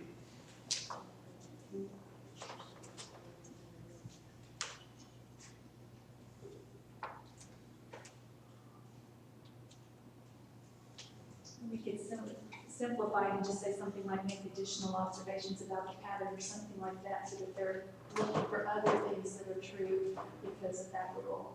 I was thinking, how's that build on 5? How does it support 5? Support 5, It's looking at one pattern. one pattern, okay. Because I know the second one was 2 patterns. Yeah, this is just one rule. So follows it. That's why I was looking for the relation between the two. So How's the instead of tail bar? A given, I mean, could you just add one there? Generate a number or follow sheet. a given rule, I guess they, and really they're just analyzing patterns using words, tables, and graphs, they can do that, and that's how they're identifying it, is they can use it in tables and graphs. I don't like how you do it with explicit. That's what I say, that second is confusing because it is to me. That's why they can take that rule, That's what's my create suggestion. a graph with Ask it, them then to- they're analyzing it and can come up with what they're doing. No, No. it's all around. I think one level of science is in Jefferson Building and one level is in the Truman Building. There's one here. There is one here? Oh, I don't know that. no, they're That's not. upstairs, I think it's. Well, we're elementary, we're upstairs, we're looking for secondary. Top that one. Oh, I didn't think they were in the same building. I thought they were in Jefferson Building. So we're looking at 5, that maybe simplifying that, taking the explanation out. So what were you saying? With number 5, just simplifying that, taking that second part out. I would argue that not taking it out rather than rewording it, because it is asking for a step up from just coming up with the pattern. They want to be able to, they want them to generate a number pattern or a shape pattern, following whatever rule is given. Oh, for the child, them to generate? Yeah, if they want Okay. a child to generate a number pattern or a shape pattern that follows a given rule. Like if the rule is at 3, they want them to generate that number pattern. That's what they're asking them to do. The part I have a sticking point with is the last sentence, explain informally why the numbers will continue to alter in this way. You Say know? it again. What So was this the last word? sentence under the example where, For example. right, where it's explained informally. So I guess I'm not clear on why or how that needs to be in there. So if a student's able to do these things, I mean, all day long, they're able to crank out any pattern you give them, then what is the explanation they need to give you? How does that add to their understanding of what? It's just so simple that it's, on the odd and even part. It's kind of like, it's kind of to his point earlier where he was like, you know, it's 4 plus 4, you know, 4 plus 4, like, how do you explain it further? Yeah, I can see taking it on. But some of this is not that easy for some kids. Sure. Need to be able to explain that. Because what we think is of this as being so simple, some kid cannot comprehend what you're asking him to do. He cannot do that. But doesn't he show you by not doing it? No, he'll sit there, but he is going to probably put it out and he may need manipulatives or he may need whatever it takes to pull that together. And then he'll see that pattern and then he can be able to tell me about it. But he's not gonna be able to just say, oh, this is so simple, I don't, this is what it is, because when you add 3 to it, that's how it works. It's never gonna come out of the chap's mouth that way when they struggle with computation.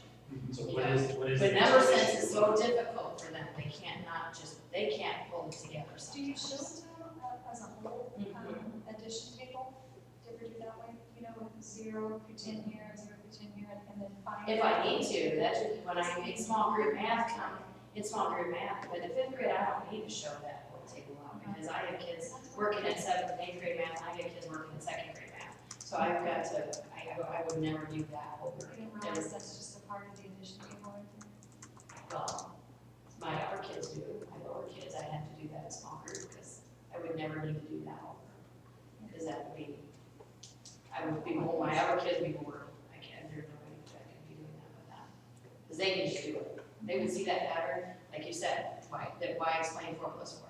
My upper kids don't need, they can just do it. So They can see answer just what is the explanation that you're looking for in that? that When they, they're having trouble with 4 plus 4, what is that explanation, I guess is kind of where I'm at with that. I've never had them explain 4 plus 4. To explain a pattern, Because but kids sometimes will say it gets bigger. It gets bigger. So we're saying, how does it get bigger, right? How much does it get bigger? What do you notice it getting bigger? Like those kind of things to pull out. Okay, so the explanation to that there, 5 plus 3 equals 8 is that 5 gets bigger by 3. yes, I mean, that's we are adding 3 to it. That's just the explanation. It's increasing by 3 It's each increasing. time. It's getting bigger by 3 each time. It's getting bigger by 2 each time. Like which part of it that you're explaining. But just to say it's growing and getting bigger, then you want to know, you want a quantitative, how much bigger, how much. That's probably important thing because the rule is given, but if that was covered and you were only how much you would see each number increasing.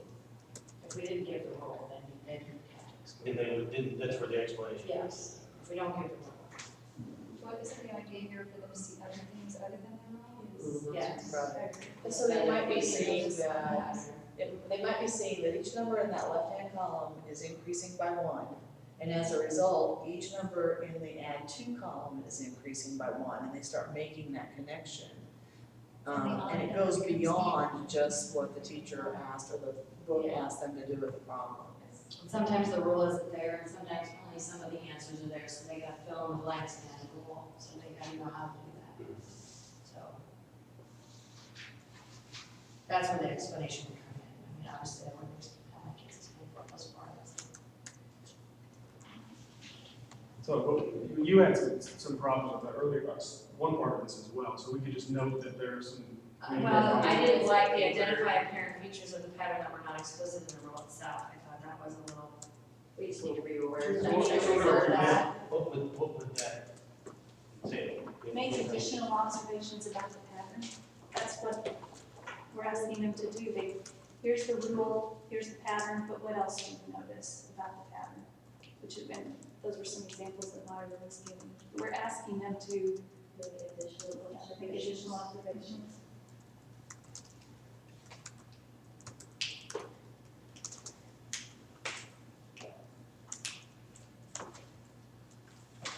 Because that's how I asked, I mean, what else do you notice? That's a good way to say it. I guess I'm not following, because to me, when you look at that, and you look at what you have there, you have your numbers, you have the rule, and then you get your pattern.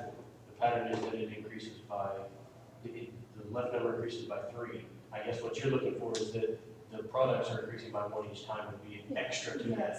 Yes. Addition. Okay.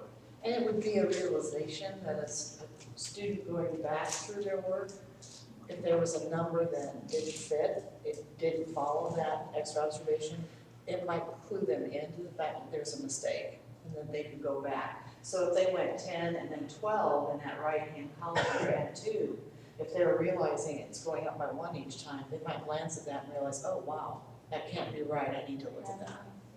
Okay.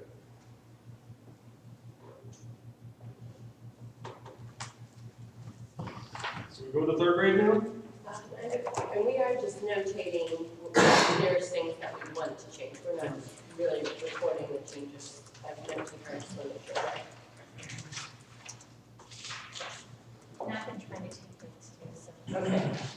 I could make additional, make additional changes, rearrange the part, start with the second sentence first possibly, but, so. I tried to capture somebody in the whole sentence, what that said, but I'm making comments in the margin that it needs to be All of us. reworded.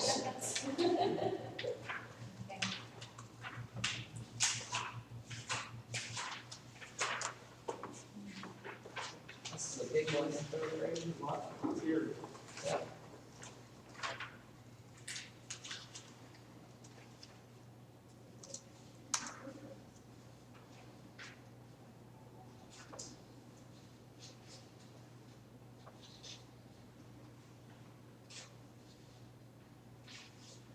So when they say interpret, are they just saying solve for? They are asking you to, take that and make it into a problem, as if I have 5 trays and each tray has 7 apples, how many apples do I have? Interpret those products in whole numbers. That is why the example says, describe a context in which a total number of objects can be expressed as 5 times 7. I do not like the way that is written. I taught 3rd grade for 4 years. First 2 years I did not have this as a standard, I had just taught multiplication. And then all of a sudden I was getting a test and my kids were told to describe a context in which a total number, blah, blah, blah. I had no idea what that meant in the first place.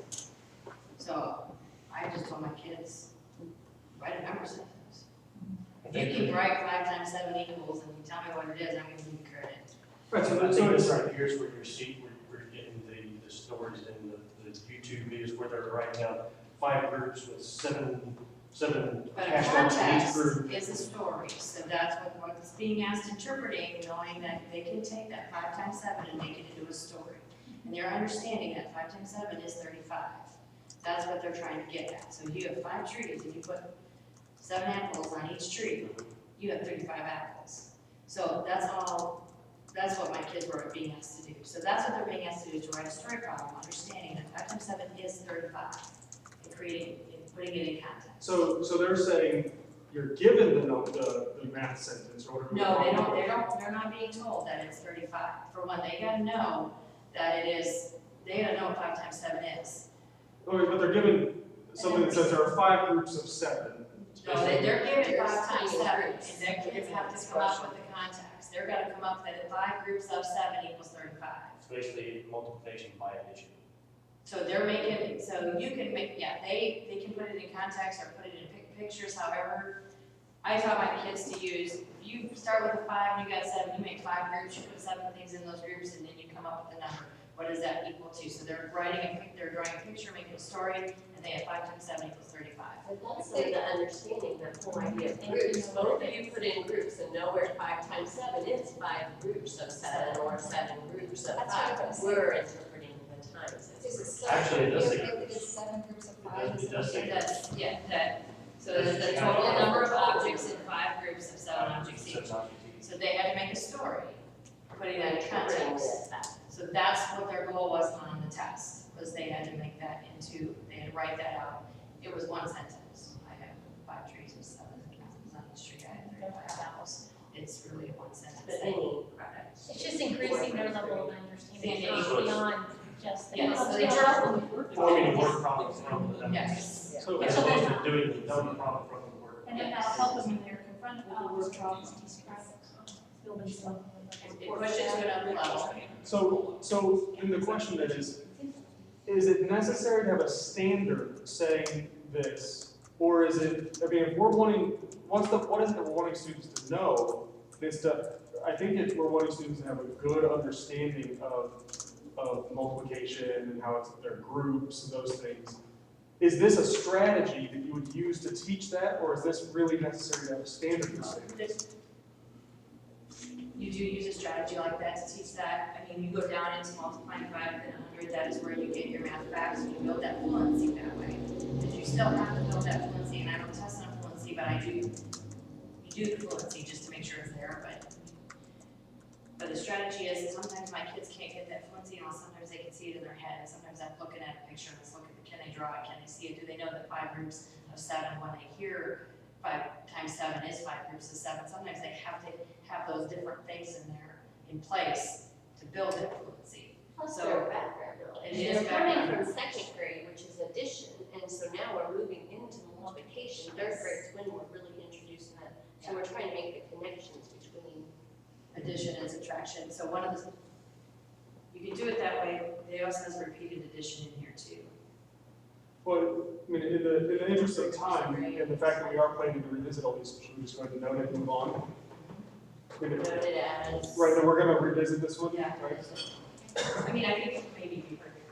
I didn't like more context, because at first I didn't know what they really wanted to do with that. Is this something that maybe you indicated that in 3rd grade, you're looking at addition, and then 4th grade, you're starting. No, second Second grade was addition, yeah. 3rd grade is starting multiplication, and you start out teaching multiplication as repeated addition. I think I answered my own question before I asked it. I got off the level there. That's all right. Because I've had 4th grade teachers say, they're coming to me not knowing their math facts, so. Yeah. it makes So sense. that's really at the beginning of time. Sure. Yeah. And it'll be, 3 years later, they'll still have that same conversation. Yeah, so 1 through 4, I mean, number 2 is the same thing, only it's division. So then we'll revisit that one as well.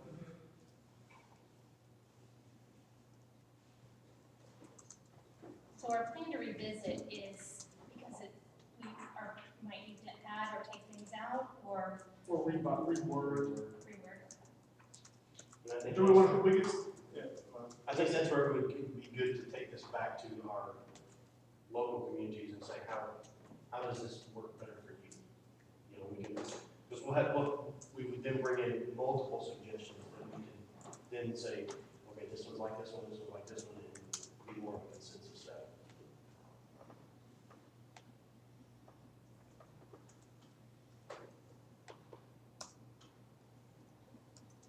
Okay, we ready to move on to number 3?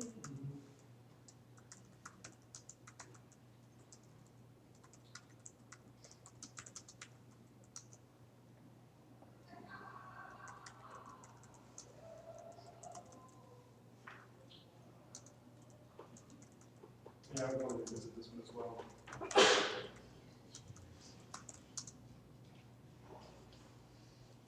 What part of it do you not like?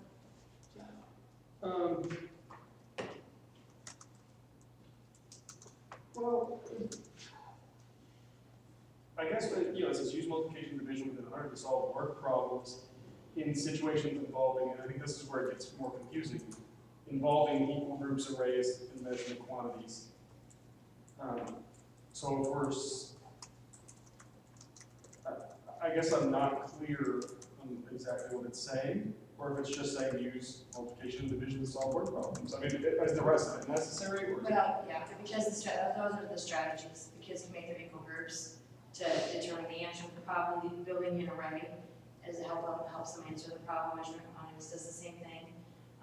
And that's where involving the equal groups, the arrays, measurement, that's using your drawings and equations. Really, the only part in there that I think is very difficult for a third grader is with the symbol for the unknown number to represent the problem. They just want to answer the problem. I really don't. They're just now learning their multiplication facts. When you throw that symbol in there and you're telling them 3 times 4 equals n, and they have to write, that's what they write as the answer, and they get it wrong on a test because they did not give me 3 times 4 equals n. To me, that doesn't make any sense for a third grader. They have to use a symbol right off the bat I using the think the multiplication. symbol could be what we used to do with the box, or it could be a flower or something that's representing there's a number that goes But down. they should just be practicing their facts. I think they should be using a symbol. Yeah, just a blank. There is a box on the next one. Pardon me, can I interrupt for just a moment? I'm designated liaison from the group across the hall, across the wall. And one of the things that we wanted to do is let you know, we have 4 documents that we've considered, that we are going to be starting our discussions around. And since we wanted to make certain that you were aware of them. So essentially, the 4 documents, and if you would like to work from them, it might as well. We're starting with Massachusetts 2000 standards, not their current ones, but the Massachusetts 2000 standards. The ACT standards as well, the Common Core, and then the Department of Higher Education guidelines that were adopted as well. So those are the 4 things that we are doing. We're taking from all of those things and we're taking them home, we're going to read them through, see how they compare. And the reason why we came up with that list is because Massachusetts 2000 actually scored quite a bit better than Common Core. And it also is broken down by grade level, as all those things. If you would like, I can have our note taker send the email to you as well. We'd like to be kept up to speed as what you guys are coming up with as well, because it does have to mesh together. And perhaps at some point we should, before we get anyone gets too far down the railroad track, we can have such a meeting of minds, so we can ensure that we have a smooth, continuous process of how we educate the kids. Can we talk about the same thing about getting together with you, with your group? Are you guys planning on meeting again tomorrow? Well, since we didn't have all these documents to start from, that's, we may have to, I don't know where we'll end up there. But we know for certain that it's going to, rather than breaking up into small little groups, each one taking one.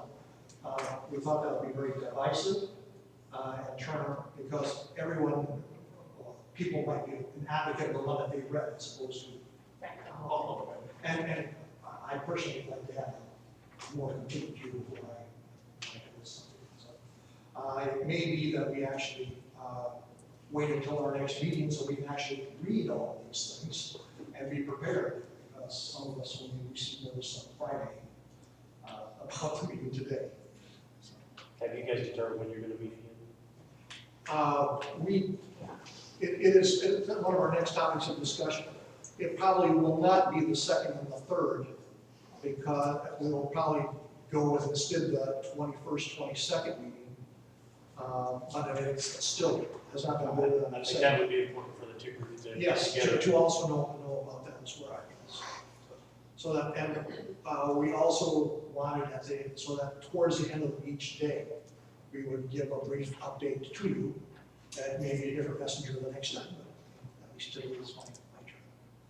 So, and anything that you want to convey to us as to where you're headed, I'd be happy to take back with. When do you think you guys will know when you're going to meet again? Probably in the next half hour. Should the 2 groups get together to determine that? that's fine with me, I would, I can go over there and ask them, I don't know how your group feels about that. I'm just asking if that would work better or worse. If we all want to try to meet together, it would help if everybody was there to have. Yeah. Because I mean, we're missing 7 out of our 17. And so we were a little cautious in what we were going to do. And we're essentially going to spend time establishing ground rules, the documents we look at, those types of things. And we don't know where those other people are, whether they haven't responded or whether they weren't appointed or what. So we've got a lot of big question marks out there. Sounds like we were on the same page to be. The Massachusetts 2000 document, is that broken down, you said by grade level at the high school level as well, or? I believe so. Ninth, I believe so. 10th. This was not my, Oh, this was, It is, like, it's each grade all the way down. so it's to gonna you kindergarten. add that to our Google Drive and then we have all those documents. And it's written very much in a lot of, at least what I was looking at. and they're supposed to really be, And it's written. it was the Fordham, not the school, but the Fordham Institute, it was the same one that served as an expert witness back in, for our legislature, was the one that had rated this so very, very high. So that's the reason why we selected that particular one. We were using our current standards, right, and revising from the CCSS. But we don't have ACT or higher ed, that was just. That may be pretty So vital too, to Massachusetts might be the only get the one. two groups together to agree on, this is where we're gonna start from. You can ask me this, I'll give you my, I've been putting all stuff into a drive for us to look at, so I'll give you my email address, and you can email me the documents you guys are looking at, and I can put them in this. Okay. Would you mind telling me your list again? Okay. I got the That's, 2000 I've got partials on these, they'll send that direct one to him. But it's a Massachusetts 2000 standards, ACT qualifications on it. Okay. The Common Core document that was handed out in the Department of Higher Ed. Essentially the end goal at the end of high school, what they're supposed to do, which was just sort of comparable to what the ACT says. So make sure you read it, just my name, James, no dots or anything, SHULS, from Schultz at Gmail. Okay. And I will ask them if they'd like to get together for a few minutes, if that is the consensus of your group. Okay.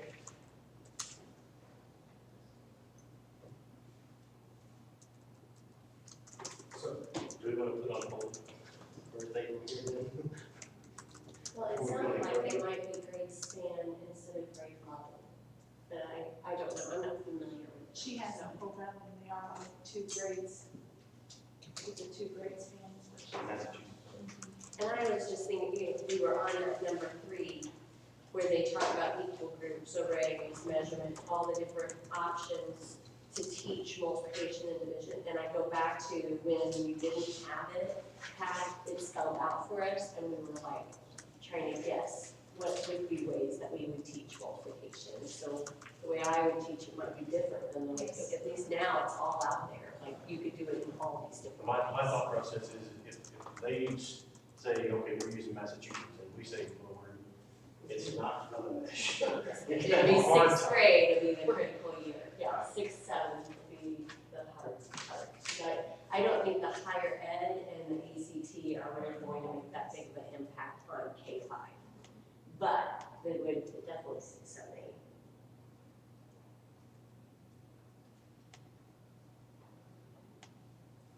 And maybe we can use the Massachusetts 2000 as far as wording. Yeah. That seems like the commonality, the goal, the thing we keep talking about is let's simplify this, let's simplify this. I'm not a fan of going to the grade span, personally. Because I think it'll be, I think you run the risk of a child not being exposed to something because you have a 2nd and 3rd grade teacher, and their 2nd grade teacher's like, oh, 3rd grade will get to that. And then they get to 3rd grade, and 3rd grade, thinking 2nd grade already covered it, and they haven't. the thing, I'm just glancing at these now. Yeah, first I time. think it's, The thing I do like about them is they seem to be much clearer. I don't read them and say, what is it they want me to do here? you know, to your point. Very specific, yes. The reason I like that experience is because you reteach and boy, they need to be. Well, I think, yeah, and I think that's important that we need to look at it, that is a spiraling effect, that they come back to.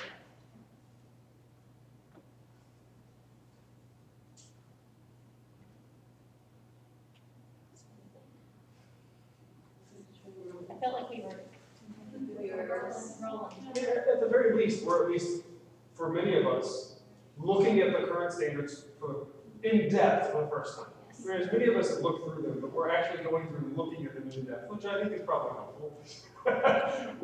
You know. I think it is helpful. I think it's great to have the discussion and then to revisit, and then we can, you know, use the different resources, maybe Massachusetts, or just some of our own expertise. And I mean, just like when you went up and showed that, the wording you used that came out of your mouth, you know, I was like, oh, well, that makes sense. So, I mean, I'm not opposed to trying to finish out. We only have a half hour or something, so we can do our wrap up. But I'm not opposed to trying to finish out some of these, at least this operations and Which ones we have to revisit. Yeah. Or continuing through, like, reading through the operations. Yeah, at least, Domain one. yeah, at least get a good natural stopping place. So where were we? Yeah, that's what I said. was saying. We were on 3. We already said we want to revisit it, right? Take the symbol out. Yeah, and I think if we stop like getting into like really debating it, we just start saying, yeah, let's revisit this, then we can probably move quicker. So 3 we said revisit.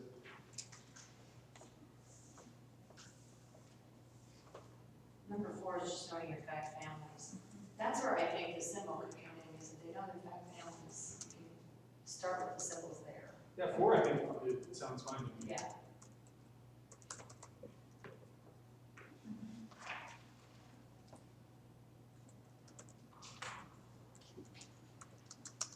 Okay, so we're going with the second grade?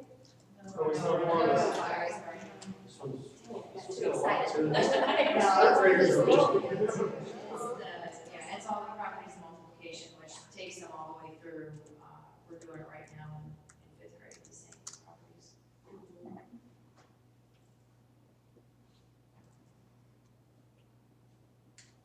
So they're just giving you examples. Yeah. I mean, really, the whole thing is just applying to properties. This is basically just a terminal effects, Part of it. more or less. Yes.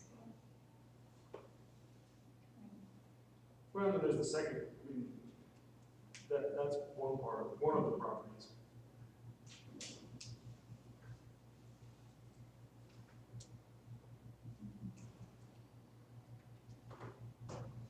I think 5's fine. Yeah, I think 5 is fine. 6 is fine too. It's knowing your fact. How important is it to you though, on 5, as a teacher, for the students to be able to say which property it is? Is it important for them to say, I know that this is the associative property? They don't Because have there is to some- label it. Because I had some teachers with my students where they actually had them identify what the property is. This was this was the homework sheet that my son It just says brought apply, home. it doesn't say Yeah, identify. I think that's. Look at apply. look at the footnote, number 2, students need not use formal terms for these properties. Well, It's but I'm- right in that I'm in the statement. Winslow School District, he's down in Jackson. But that's the decision of the school. Well, what I'm saying is, That's yeah. local control. But it's clear that it's being interpreted that way, at least 2 Or else they districts. would be used. So maybe there's something that we It's can right add. there, they don't It's have right, to you use just it. write that down. Yeah, Here's it's right there, the but they don't option. have to do that. Just So, Wait, sorry, where? That's So right. that would make that footnote a little more. Oh, yeah, maybe number 2 needs to be. My question to that is, well, why is the difference in interpretation so broad? or so- Because the district rate is reading. They're not paying attention. Or if they follow the textbook. Understand that, that And would that is show. in a lot of textbooks. So I think that We're using building management, so I've heard bad things about building management, yeah, So my note on this would be that, let's not put that as a footnote on the bottom, let's make it Make it more more clear. clear without formal identification. Right. That's a good idea. Well, Without they can formal. apply. Right. Yeah, and it, when I taught 3rd grade, I mean, we had to get a clear understanding through a lot of different activities before we even named it. And then it was like a quick name, and they never had to do complete any task where they had to name. But I don't think they should call them term artifacts. Right, the matching thing. They should not, yeah, they should not, teachers should not call them turnaround or flip-flops. No, yeah, they should not. No, because then the Yeah, kids you have will to never use learn the them. And maybe the footnote should say that while appropriate use of terminology by the teacher is encouraged, it's not expected that the students, could we expand the footnote? Well, I think that there's nothing necessarily wrong saying this turnaround effect, because it's intuitive for kids to understand. But then if you're explaining, that this is a certain property, that's one thing, but it is very easy to convey to students, look, this is very simply the turnaround effect. Well, and I think sometimes the kids will make that connection, and then later on, you can say, well, mathematicians call this. Right. Are we capable of saying in our work that we're going to submit, do not do this? Do not. I know you're getting into a mandated situation here. Local control. Local control. You can take this document back and say, look, this is what I have. And I think that's where a lot of problems come in. Some of the local controllers come in there and creating problems that maybe shouldn't be there. Exactly. It's not developmentally appropriate, it's something teachers should learn in teacher training and their professional development. It's not always something you should be writing in stamp, because you can't write all that stuff. Well, I think that the footnote says it, it's just not readily apparent to someone who's not looking at the details. Right. I think they're taking it literally, the So- standard that they're reading. As we said, if we move that up, I think we probably solve most of this problem. So, 6? Yep. We said 6 is fine, right? Yeah, 6 is fine. And number 7 is just your math facts. Is there anything that defines fluently? I know in my district, there are teachers that say they have to know it in a minute and a half. They have to know so much a minute. Some say they have to know it in 5 minutes. My wife is a big opponent of anything timed to a certain degree. You don't want to give them all day to do 5 minutes. And fluently just means they don't have to sit there and wait for 20 seconds to come up with an answer, but they should be able to go through their math facts like that. And if they can't, they just gotta keep practicing.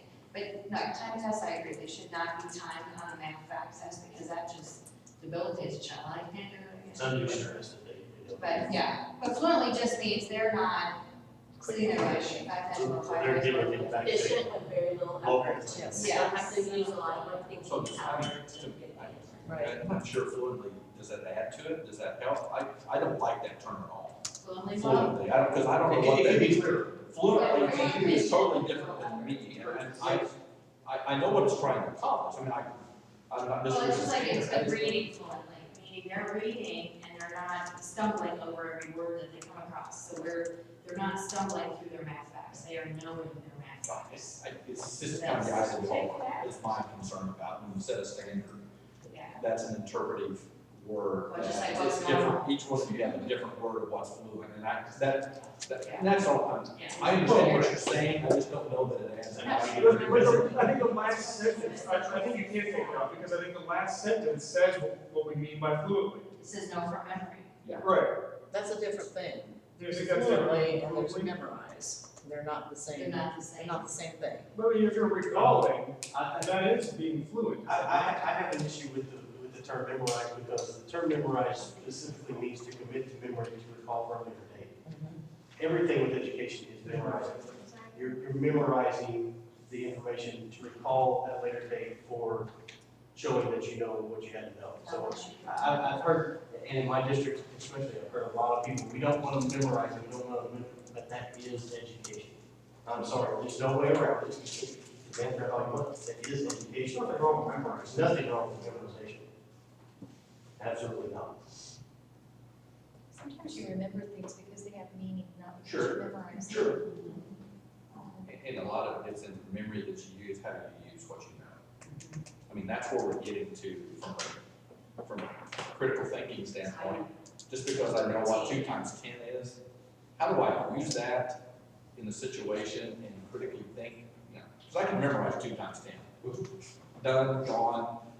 But, I mean, from an engineering standpoint, there's a lot of different ways you can look at a 2+10 concept and actually apply that to something. And I think that's one of the things that we're trying to get to is get out of I hope so. the 2x10 memorization. Because that's And how do you make this real? Bridget, Relevant and exalt And perhaps, and do that. actual. It's you, right? Sorry. Wait, where did you email me? No context. At all, and Absolutely. so I think that's what we're trying Yeah, to I agree. avoid, is just memorizing with absolutely no context. Did you already send the email? Did someone already send the email? I hope so. All right. I'll come back and check that. So is that just what we want to revisit, or do we want to hash it out? No, I think that one's fine. I mean, it's just throwing your math backwards. So- I missed it, that's all it is. Did you have something? That one's not gonna change. You're gonna have to. Can you take out fluid and make a difference in the way somebody interprets that? I think what we need is. I think we are still meeting tomorrow, but we haven't formally discussed it since this morning. Like word normal, nobody agrees with word normal. Our plan, I mean, we That's very kind of voted Yeah, earlier. we are meeting tomorrow as well, Okay, okay, okay, all right. for a little bit of this. okay. Okay. So, we'll, we want to talk sometime tomorrow? Is that the plan? So we can be in this big like lots of. Okay, let me do that. Okay. Right, thanks. I'll recommend that we do that first thing, 9 o'clock. Sounds good. Okay. 38.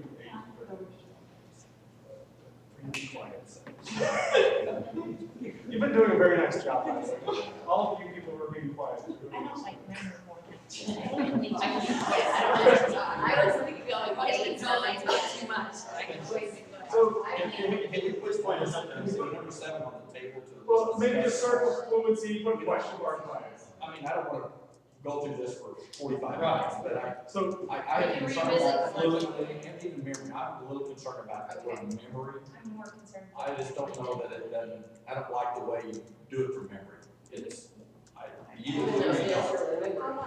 And what's up to next year's teachers want? Yeah. all right, so we're revisit that, so we're Okay, not. we'll revisit. Fluency was a part of the GLEAS that we had until the end of last year. And fluency was written in the Massachusetts ones, compute fluently and make reasonable estimates. That's what I was wondering.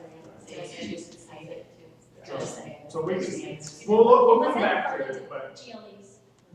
Yeah, fluency is Yeah, Yeah. Because I think maybe this before, I feel like there was a point at the school I was at anyway in Columbia at that time, where computational fluency was just really lost. And so I don't know if that was put in because of that.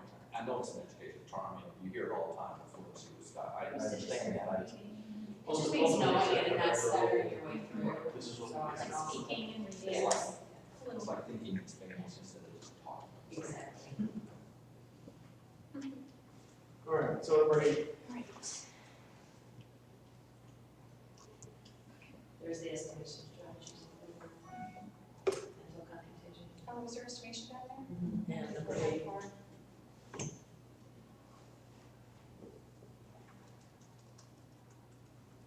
Kind of the same thing we talked about in the last sentence. You know, on- so we're just sort of noting this one and coming back to it, is that right? Yeah.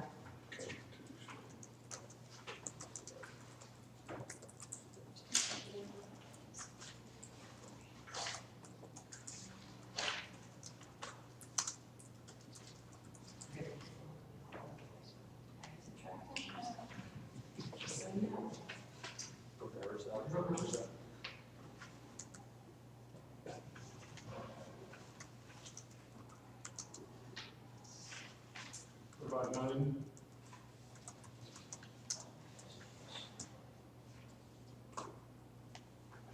That makes perfect sense to me.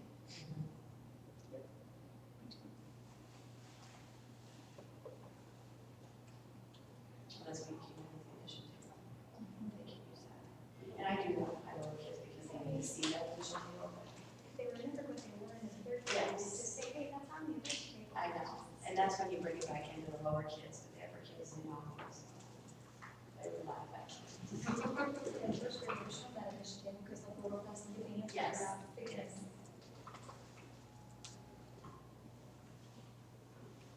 Okay, with number 9? I'm good with number 9. All right, shall we try to pick out secondary real quick? It's short. Yeah, it's short.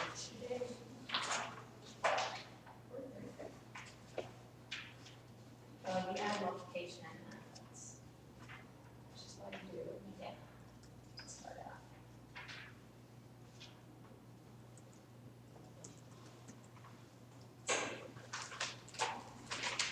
I guess we can circle up.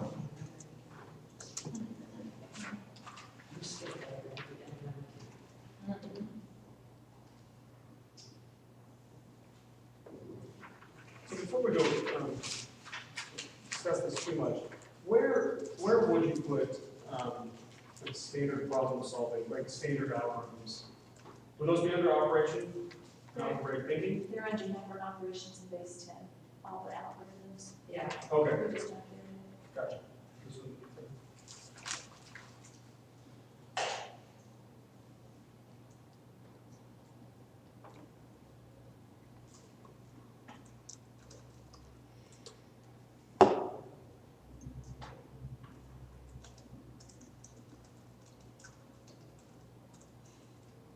So back to that interpretation part, I think part of the problem with interpretation is when they say by using drawings and equations with a symbol. Like, it seems that a lot of emphasis has been placed on this by using drawings part, and not as much as using the symbol part. I mean, I think I've seen very few teachers that are using a symbol to represent it. And so far, we're 6 for 6 on teachers that are using the drawings. So we can look back to history. And then glossary table 1, when we're there, that's that little footnote 1, if this is in the back, so they're giving examples. We've been missing that little footnote 2, we post the examples. So if you go back to history though. What page is it on? Sorry. It's 88.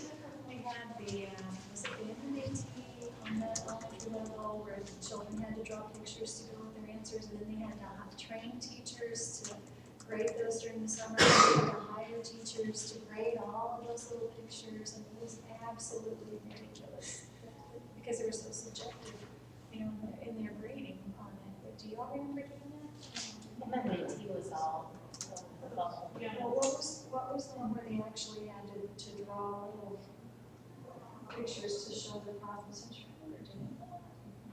I mean, it was an option they can do as far as. I think I'd be comfortable with it said by using drawings or equations rather than equations. I mean, I don't know if they need to be both. Work becomes pretty limiting though. Now What if you have there's and? no other choices. Yeah, that would work maybe. Because if you're gonna say or, then I think, I mean, I want kids to make the connection between what their symbols is representing and what the number sentence or algorithm, what the numbers, like that number sentence. And at this level, they're still in that concrete pictorial phase and they're going into the abstract. Those pictures make the difference for some of these kids.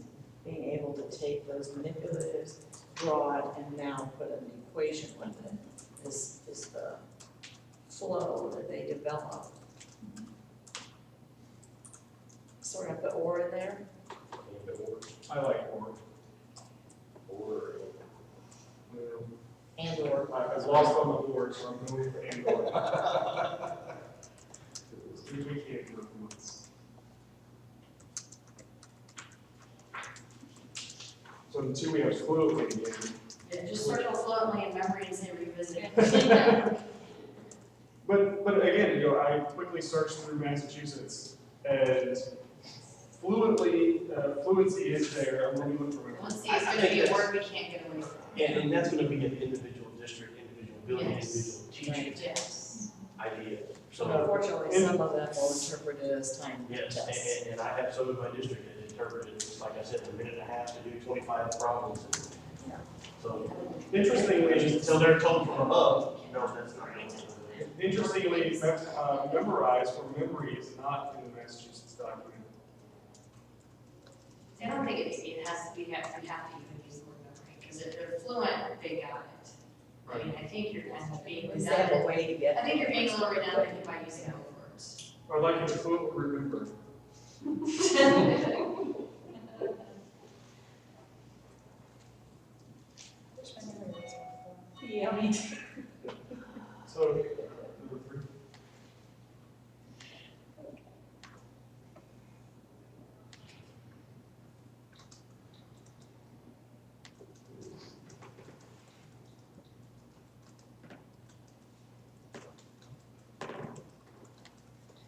I'm okay with that. This Yeah, is a that's hard what I- concept. Yeah, because they're trying to gain foundations for multiplication. Yes. Is that something that should be there or maybe moved up? Well, this gets them started with that grouping and pairing and prepares them for third grade, so. So are we saying more than it's just the odd or even, or understanding the odd or even? Well, they're trying to get them to understand doubles. So if they're even, it's double.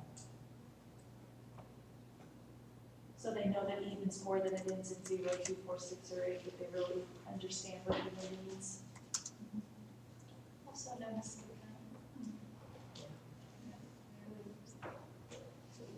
Number 4. That's also getting them ready for third grade multiplication. And you forget again. Well, it's what they do at the end of second grade, then you get some. Yeah. And then they get to third grade and go, we didn't do any of that. But they do pick it up quicker as a rule because they do, Yes. they have seen it. Yes, they have seen it, so it doesn't take as long to get those in every while. It's nice that they were teacher raised. So, sorry, I wasn't telling you out, I apologize. What's this one getting at? It's, when you, it's a raise, so it gets the children to see 5 down, 5 across is 5 times 5, you get 25.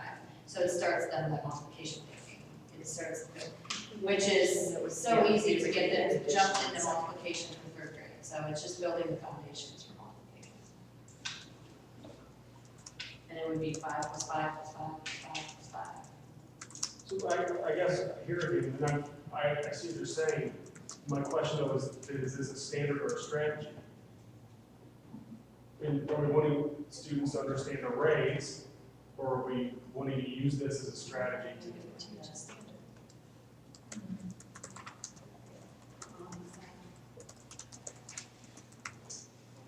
So what you're saying, the goal is understanding 5 times 5 is 25. How do you get that point across? Whether you use arrays or some of those different strategies to accomplish that standard. or do we write this in a more clear way that we're wanting them to understand arrays? Well, I think, And I'm willing to say that I'm not wrong in this concept. I think we have to remember, this is a strategy to get us to work with equal groups of objects to gain foundations for multiplication.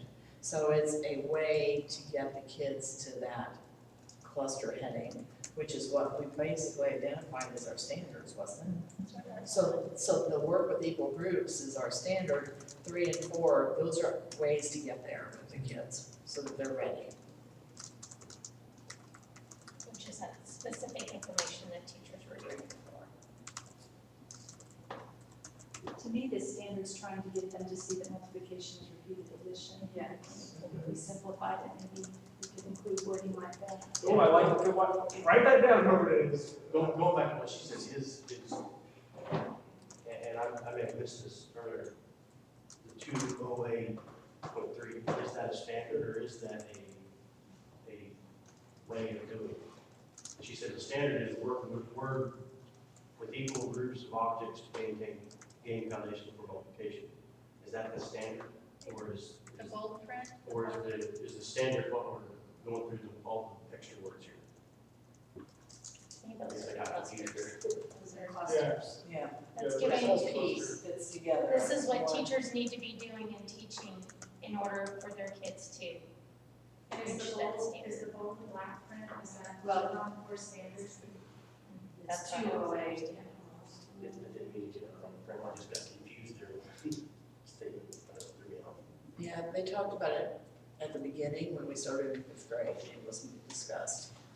So unless I misunderstood what the discussion was a long time ago. That's how we were reading those, right? I've been trying to clean up the notes so that you guys can actually understand what they said.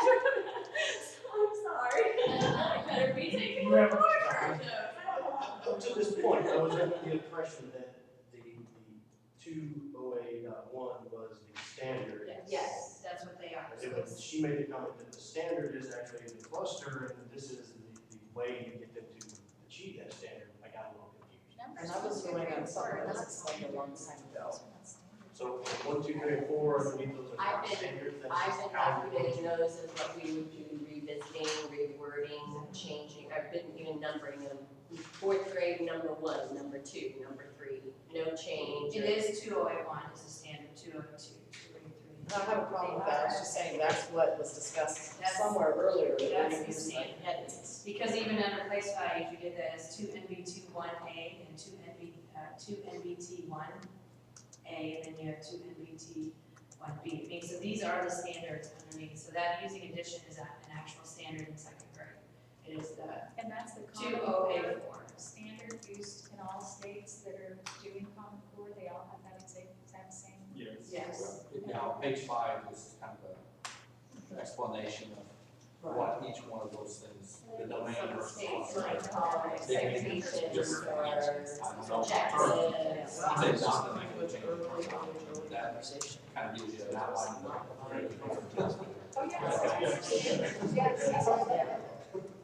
Oh, So, but I really like what Ann said a moment ago, I hope we've got that somewhere. Okay, yes, tell me again, second grade, repeated addition on the Domain. Oh, it's on, so on number 4, so the thing was recognized multiplication is what it is.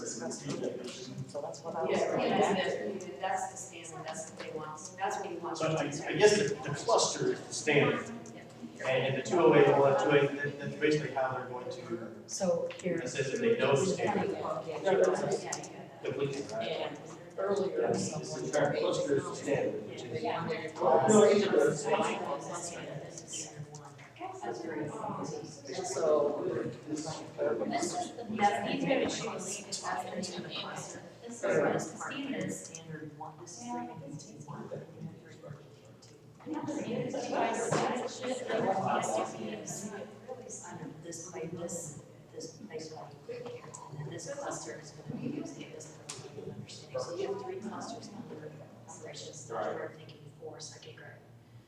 Then you have 1 standard under that little big thing, see, and then you have 2 under that. This cluster headings kind of tie everything together within that cluster.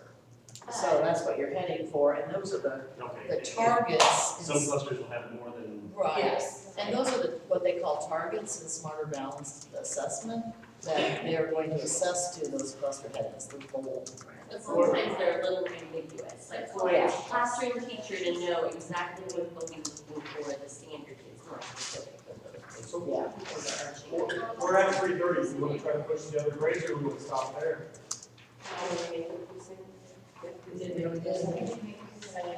First, that's quite a few. Yeah. First grade is addition subtraction. So go ahead. Stop and discuss what we're going to do tomorrow, as you mentioned earlier. What do you guys think? Do you want to keep on working, or Well, stop it there? with first grade, this is coming from one of my teammates in the building as a first grade teacher. This is where I hear most of the parent complaints is in kindergarten, first and second grade. They do not have the strategies that came out of this, and they want to just teach addition and subtraction. I think we really need to sit through and really read these, maybe come back to first grade, because I really think some of these strategies are just really worded weird, and we're pushing some of the buttons on some things that we shouldn't be pushing, which is, let's get these kids just add and subtract. We need them to understand that part of it. And my first grade teacher, she's actually teaching differentiated, not forcing them to do one strategy, but at the same time, she's allowed to do that. Some teachers are not, depending on where the district's in. But the way these are worded, it's worded confusing, and we're killing parents for some of this first grade math. Which part specifically? Well, I need to read over first grade. I have not really, I'm listening to what somebody's telling me, and I don't teach first grade. So I want to sit and really look at first grade, and how can it be looked at and kind of thought about, how can we kind of attack it differently, and maybe you revisit it tomorrow. I need to really look at first You grade. just need to learn the basic facts. Yeah. Well, they need to have a strong sense of I think kindergartners and first graders have to know So, what numbers are on the So I Yeah, think, and if they have a strong sense of number, then I think addition and subtraction. I think that first grade, we really need to you gotta read it and know it and understand first grade, what they're really asking before we can even start thinking about revising first grade. If you've never taught first grade, it's kind of a beast, so. I taught That was first just a grade. request It was coming from my nightmare. first grade. But, When I taught first grade, it was a nightmare. I did teach first grade, but it wasn't. that's just that was a request coming from my preliminary friends. She said, take a good look at first grade. Well, we said we'd stop here anyway, so I think it's. Yeah. We'll stop there. Gosh, I gotta make sense of this. All right, so kind of what we've got here, I just want to kind of put together what we did this afternoon. We went through domain one, data group fifth, fourth, third, and second. Identify those standards that we need to revisit. I think tomorrow, and maybe we need to have a discussion about this, is using that time then to go back and revisit those and take out what we need to take out or reword, maybe using the Massachusetts. I'd like to have some time tonight to look at those Massachusetts standards. So thoughts from you guys, questions? Did we get the Massachusetts, did you? It should be in there, let me see. I gotta figure out my Lori, Jeremy has heard the requests for the Massachusetts. I don't think he's gonna bring those printed over tomorrow, but he did, bring the GLEs and, the, crosswalks. Oh. So I have those here, enough copies for everybody. Some light reading for your evening. It's okay, no interruptions, I'm kind of busy with that. So our plan tomorrow, according to what they sent us, was to meet at 8 to 3, so those people that need to travel can get on the road. Are you guys still fine with 8 to 3?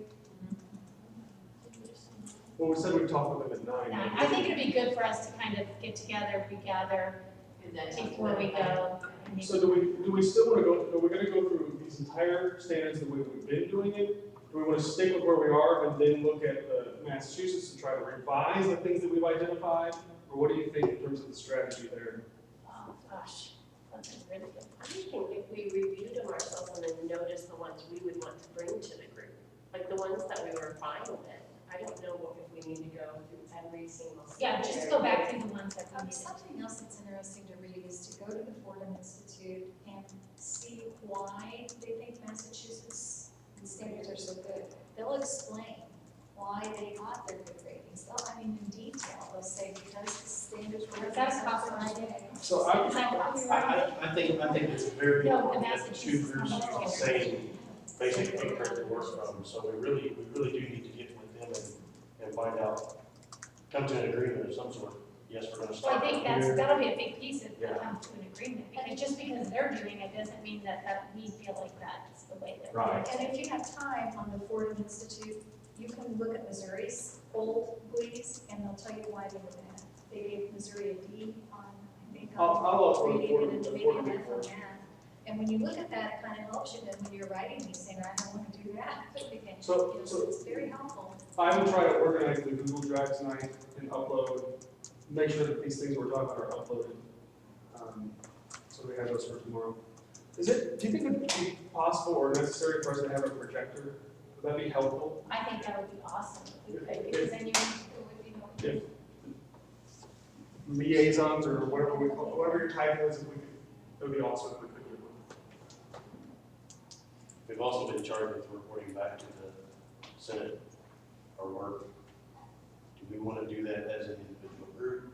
Do we want to get all the groups together and have one spearhead that then takes all the work to the legislators, or how do we want to? How often are we supposed to report that? Every month, Did you say we're supposed to have 2 meetings? monthly. We're to report monthly to the legislators. So I don't know if we want to have multiple voices reporting, or do we just want to Do we get know all how the that's groups supposed together? to Is that? is that like reporting to them in person? Is that just through documents? I believe we are required to meet at the hearings with them. So there's 3 hearings that they will have, so I know that we will have to have somebody on behalf of the group. Now, whether it's each individual group or the entire work group as a whole, reporting back to them, how do we want to do that? Do we want to try to get together with all the other temporary chairs to say, yes, we all need to meet together, we need to elect an overall person to report to the legislators, or how do we do? I think that would be, since we have to report, we're required to do that. So that sounds like something we could, I don't know if we're gonna hammer it out there tomorrow, but I would think we would want to elect people, liaisons, as we were suggested, and then tomorrow maybe prepare whatever notes we have, prepare some sort of document we can have to turn in or whatever. I don't know if that makes sense. We have to determine who we're going to turn that into, I guess. Right. That's what I was getting at. Will they guide us in that? Like, as to who we're supposed to report over there? Or do we have to figure that out? I mean, I think we should decide as a group what information we're gonna share with them, the document, and have everybody agree on that. But as far as deciding who we share that with, I'm not quite sure. All I know is it has to be reported to the legislators each month. So they have to be kept up to speed. Where's that at in here, do you remember? Well, if we come up with a document that we're gonna agree to, I would think that we're not gonna say every single thing that we're doing, but that it was met, we might say the members that were present, and we would summarize the work that we've done. We've initially, started going through the standards to evaluate and identify areas that need improvement. So like a summary of what we're doing, rather than all of the notes. Oh, right. And then, No, I mean, just coming up with something that we agree. Right. That we can share with. and then I would think whoever's our note taker can easily email that to everyone and then email that to whoever you go to. It's also, mine is page 12. It says the work group shall develop and recommend academic performance standards to the State Board of Education by October 21st. The work group shall report on their progress in developing the academic performance standards to the President, Pro Tem, or the State, of the Senate, and Speaker of the House on a monthly basis. So that has to be reported to the President, Pro Tem, and the Speaker of the House.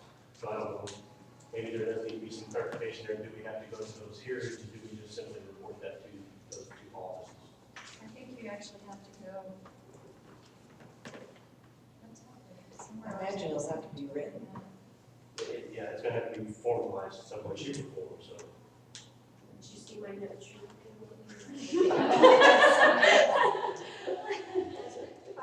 That's why I asked. Just wait, please, let me just. Would that be logical tomorrow to kind of start out come together and let's look at what we did today, this afternoon, and come up with a summary and then move on, or at the end of tomorrow? I think it's good while it's all fresh on our minds. According to the dates that they sent, we're supposed to meet again next week. Thursday and Friday, the 2nd and the 3rd. But as we've been told, that's completely up to us.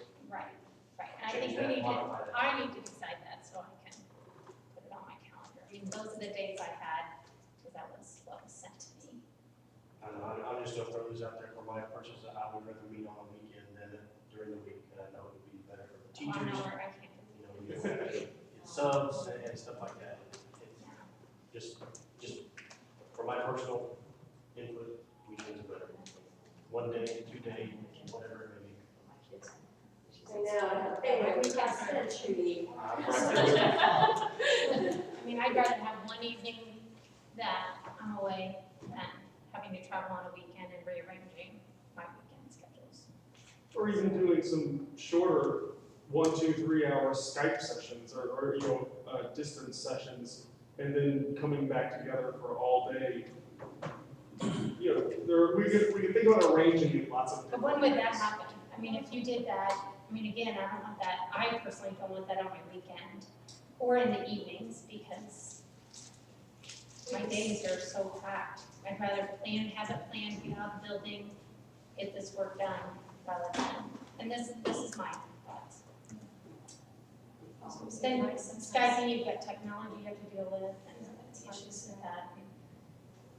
And there might be a time or two, I mean, not every time, but there might be some times where we could meet, say, on a start on a Thursday night and work from 6 to 10, and then get up the next morning and work from 9 to noon, something like that even, I don't know. It would be nice to start a little bit later in the morning, not have 2 nights of hotel. I mean, 2.5 hours, we started at 9 instead of 8, then, at least you could drive in the morning rather than spend the night before also, yeah, not having to start at 5 o'clock. And that's just a thought on time, start time. Because you got a 3-hour drive. Tuesday, Wednesday meetings suck, sorry. What's that? Yeah, it's right, 3.5 hours.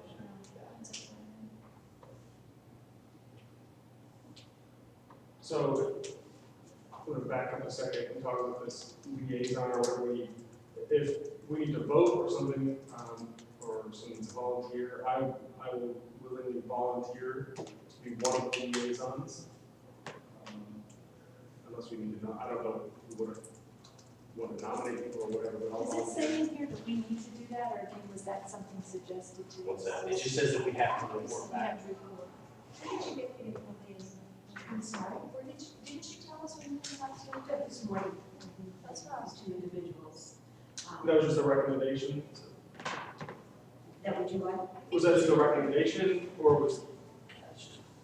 That the legislature wanted individuals to go from each working group to the board. And if there were meetings, I guess they would invite all two. One from Margaret, from one from there, so there's 2 from there. But if they just wanted to do this in personal, or if you, It just says that you have to report back to the president or Tim and yeah. the speaker of the house. It doesn't say how many months you have to do it. If we could do something written, we could just do that as a group, come to a consensus, and say that we're looking to have somebody, unless they need somebody there in person. And I'm not quite sure how we find that out. I know there's some groups that want, there's some talk that they want, that everybody wants to meet, or some people that want to have everybody meet and elect an overall chair of this entire work group, and a vice chair, and then a record keeper.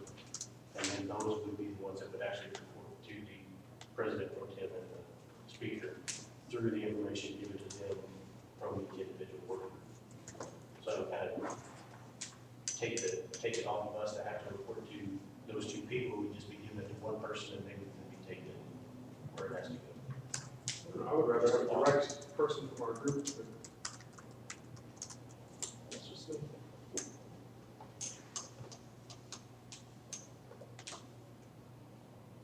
And we don't know who to ask for clarification on what's expected, though. Do you Somebody to know, ask. like, could you find out the answer to that question, as far as reporting to the legislature, reporting back, how they have to look? Mhm. What our options are with that? I think if we have that information, we can make a better decision. James, you requested a projector. Does that include a laptop as well? Probably, I have a MacBook, so I mean, unless we hook up with someone else's, Okay. I think we'd probably need a laptop.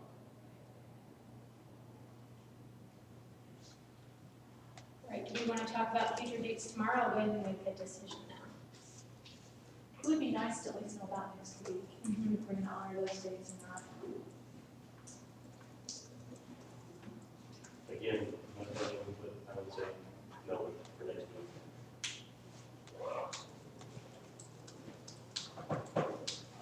I got blocked out both ways, so Yeah, I have I'm one too. flexible if we don't, then I just don't have to come up, so I. What is- We have an entire. What dates were set for next week? The second and third, Yeah, it was Thursday and Friday. Oh, man. I'm available to be here. If we can knock out some of this working full day sessions, to me, that makes more sense instead of short one, 2 hours. I feel like that might, I don't feel like we'll get enough done in those timeframes and it will set us back. If I'm here to work for those days and knock it out when we done. Oh, I definitely cannot do Thursday. On the second. so when you were invited to, I guess you were just invited, Was Right, it? And so they didn't give you the dates that were already blocked out? Right. I mean, they said these are the dates and we would have some flexibility. I guess it's difficult for me because, I mean, I have those already planned.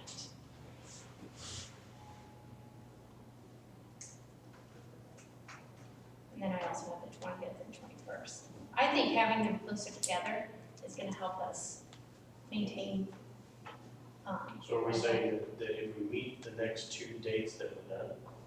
no, I mean, it doesn't, No, we have that. So my question with that is, what is the urgency to meet next week? Me, it's just having this on my mind. So that there again, And we don't really have all year. Not to be a complainer, but so I'm presenting at a Because they have to conference on the send out second, and public then feedback, I'm and presenting it has to here, be done by Missouri July. Catholic Conference on Saturday. So I have 2 presentations next week, you know. Well, and I guess with me, it was, you know, they gave me these dates, and are you gonna be available on these dates in order to serve on this committee? So that was my first decision is, am I available on these dates with these 6 dates that they've given me? Wish we all would have been handled that way. I'm like, well, Yeah. I mean, I felt like mine was very organized And and, it said if you cannot commit yourself to Right. these dates, then don't. Yeah, Right. don't sign up for it. so I, you know, I got a phone call first and then I was emailed the information. I know I rearranged workshops to be able to do this. And that left schools sitting without professional development that they were counting on. So how many people have already blocked out the second, third, and we're already?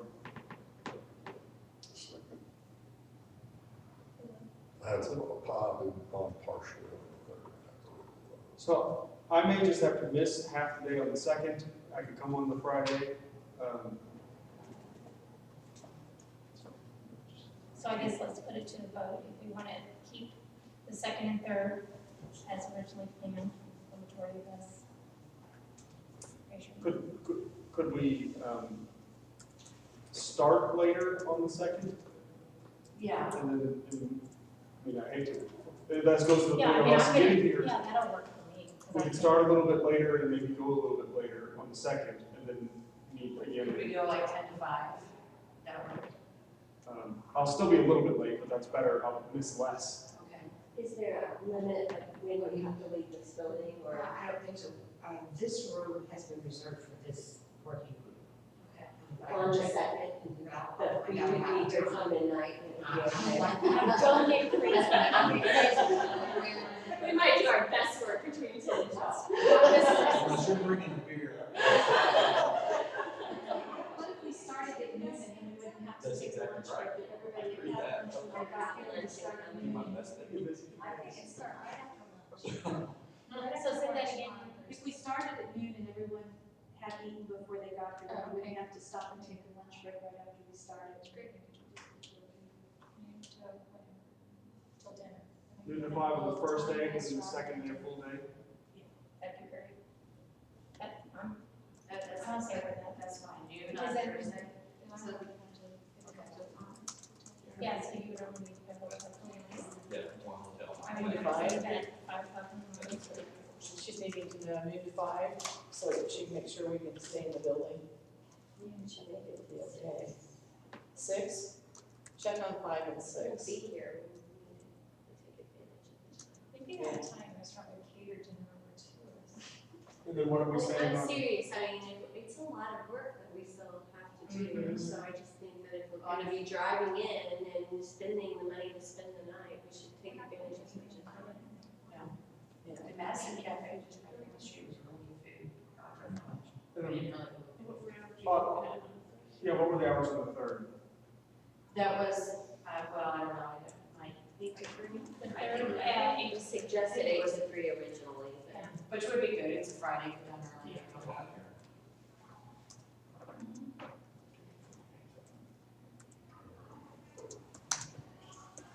Is that what we need? Not later. Oh, you won't be here. No, I told him that up front. Can't do Saturdays at all. And the one day I can't do is the third. And when he finally did give me the schedule, it was one of the days.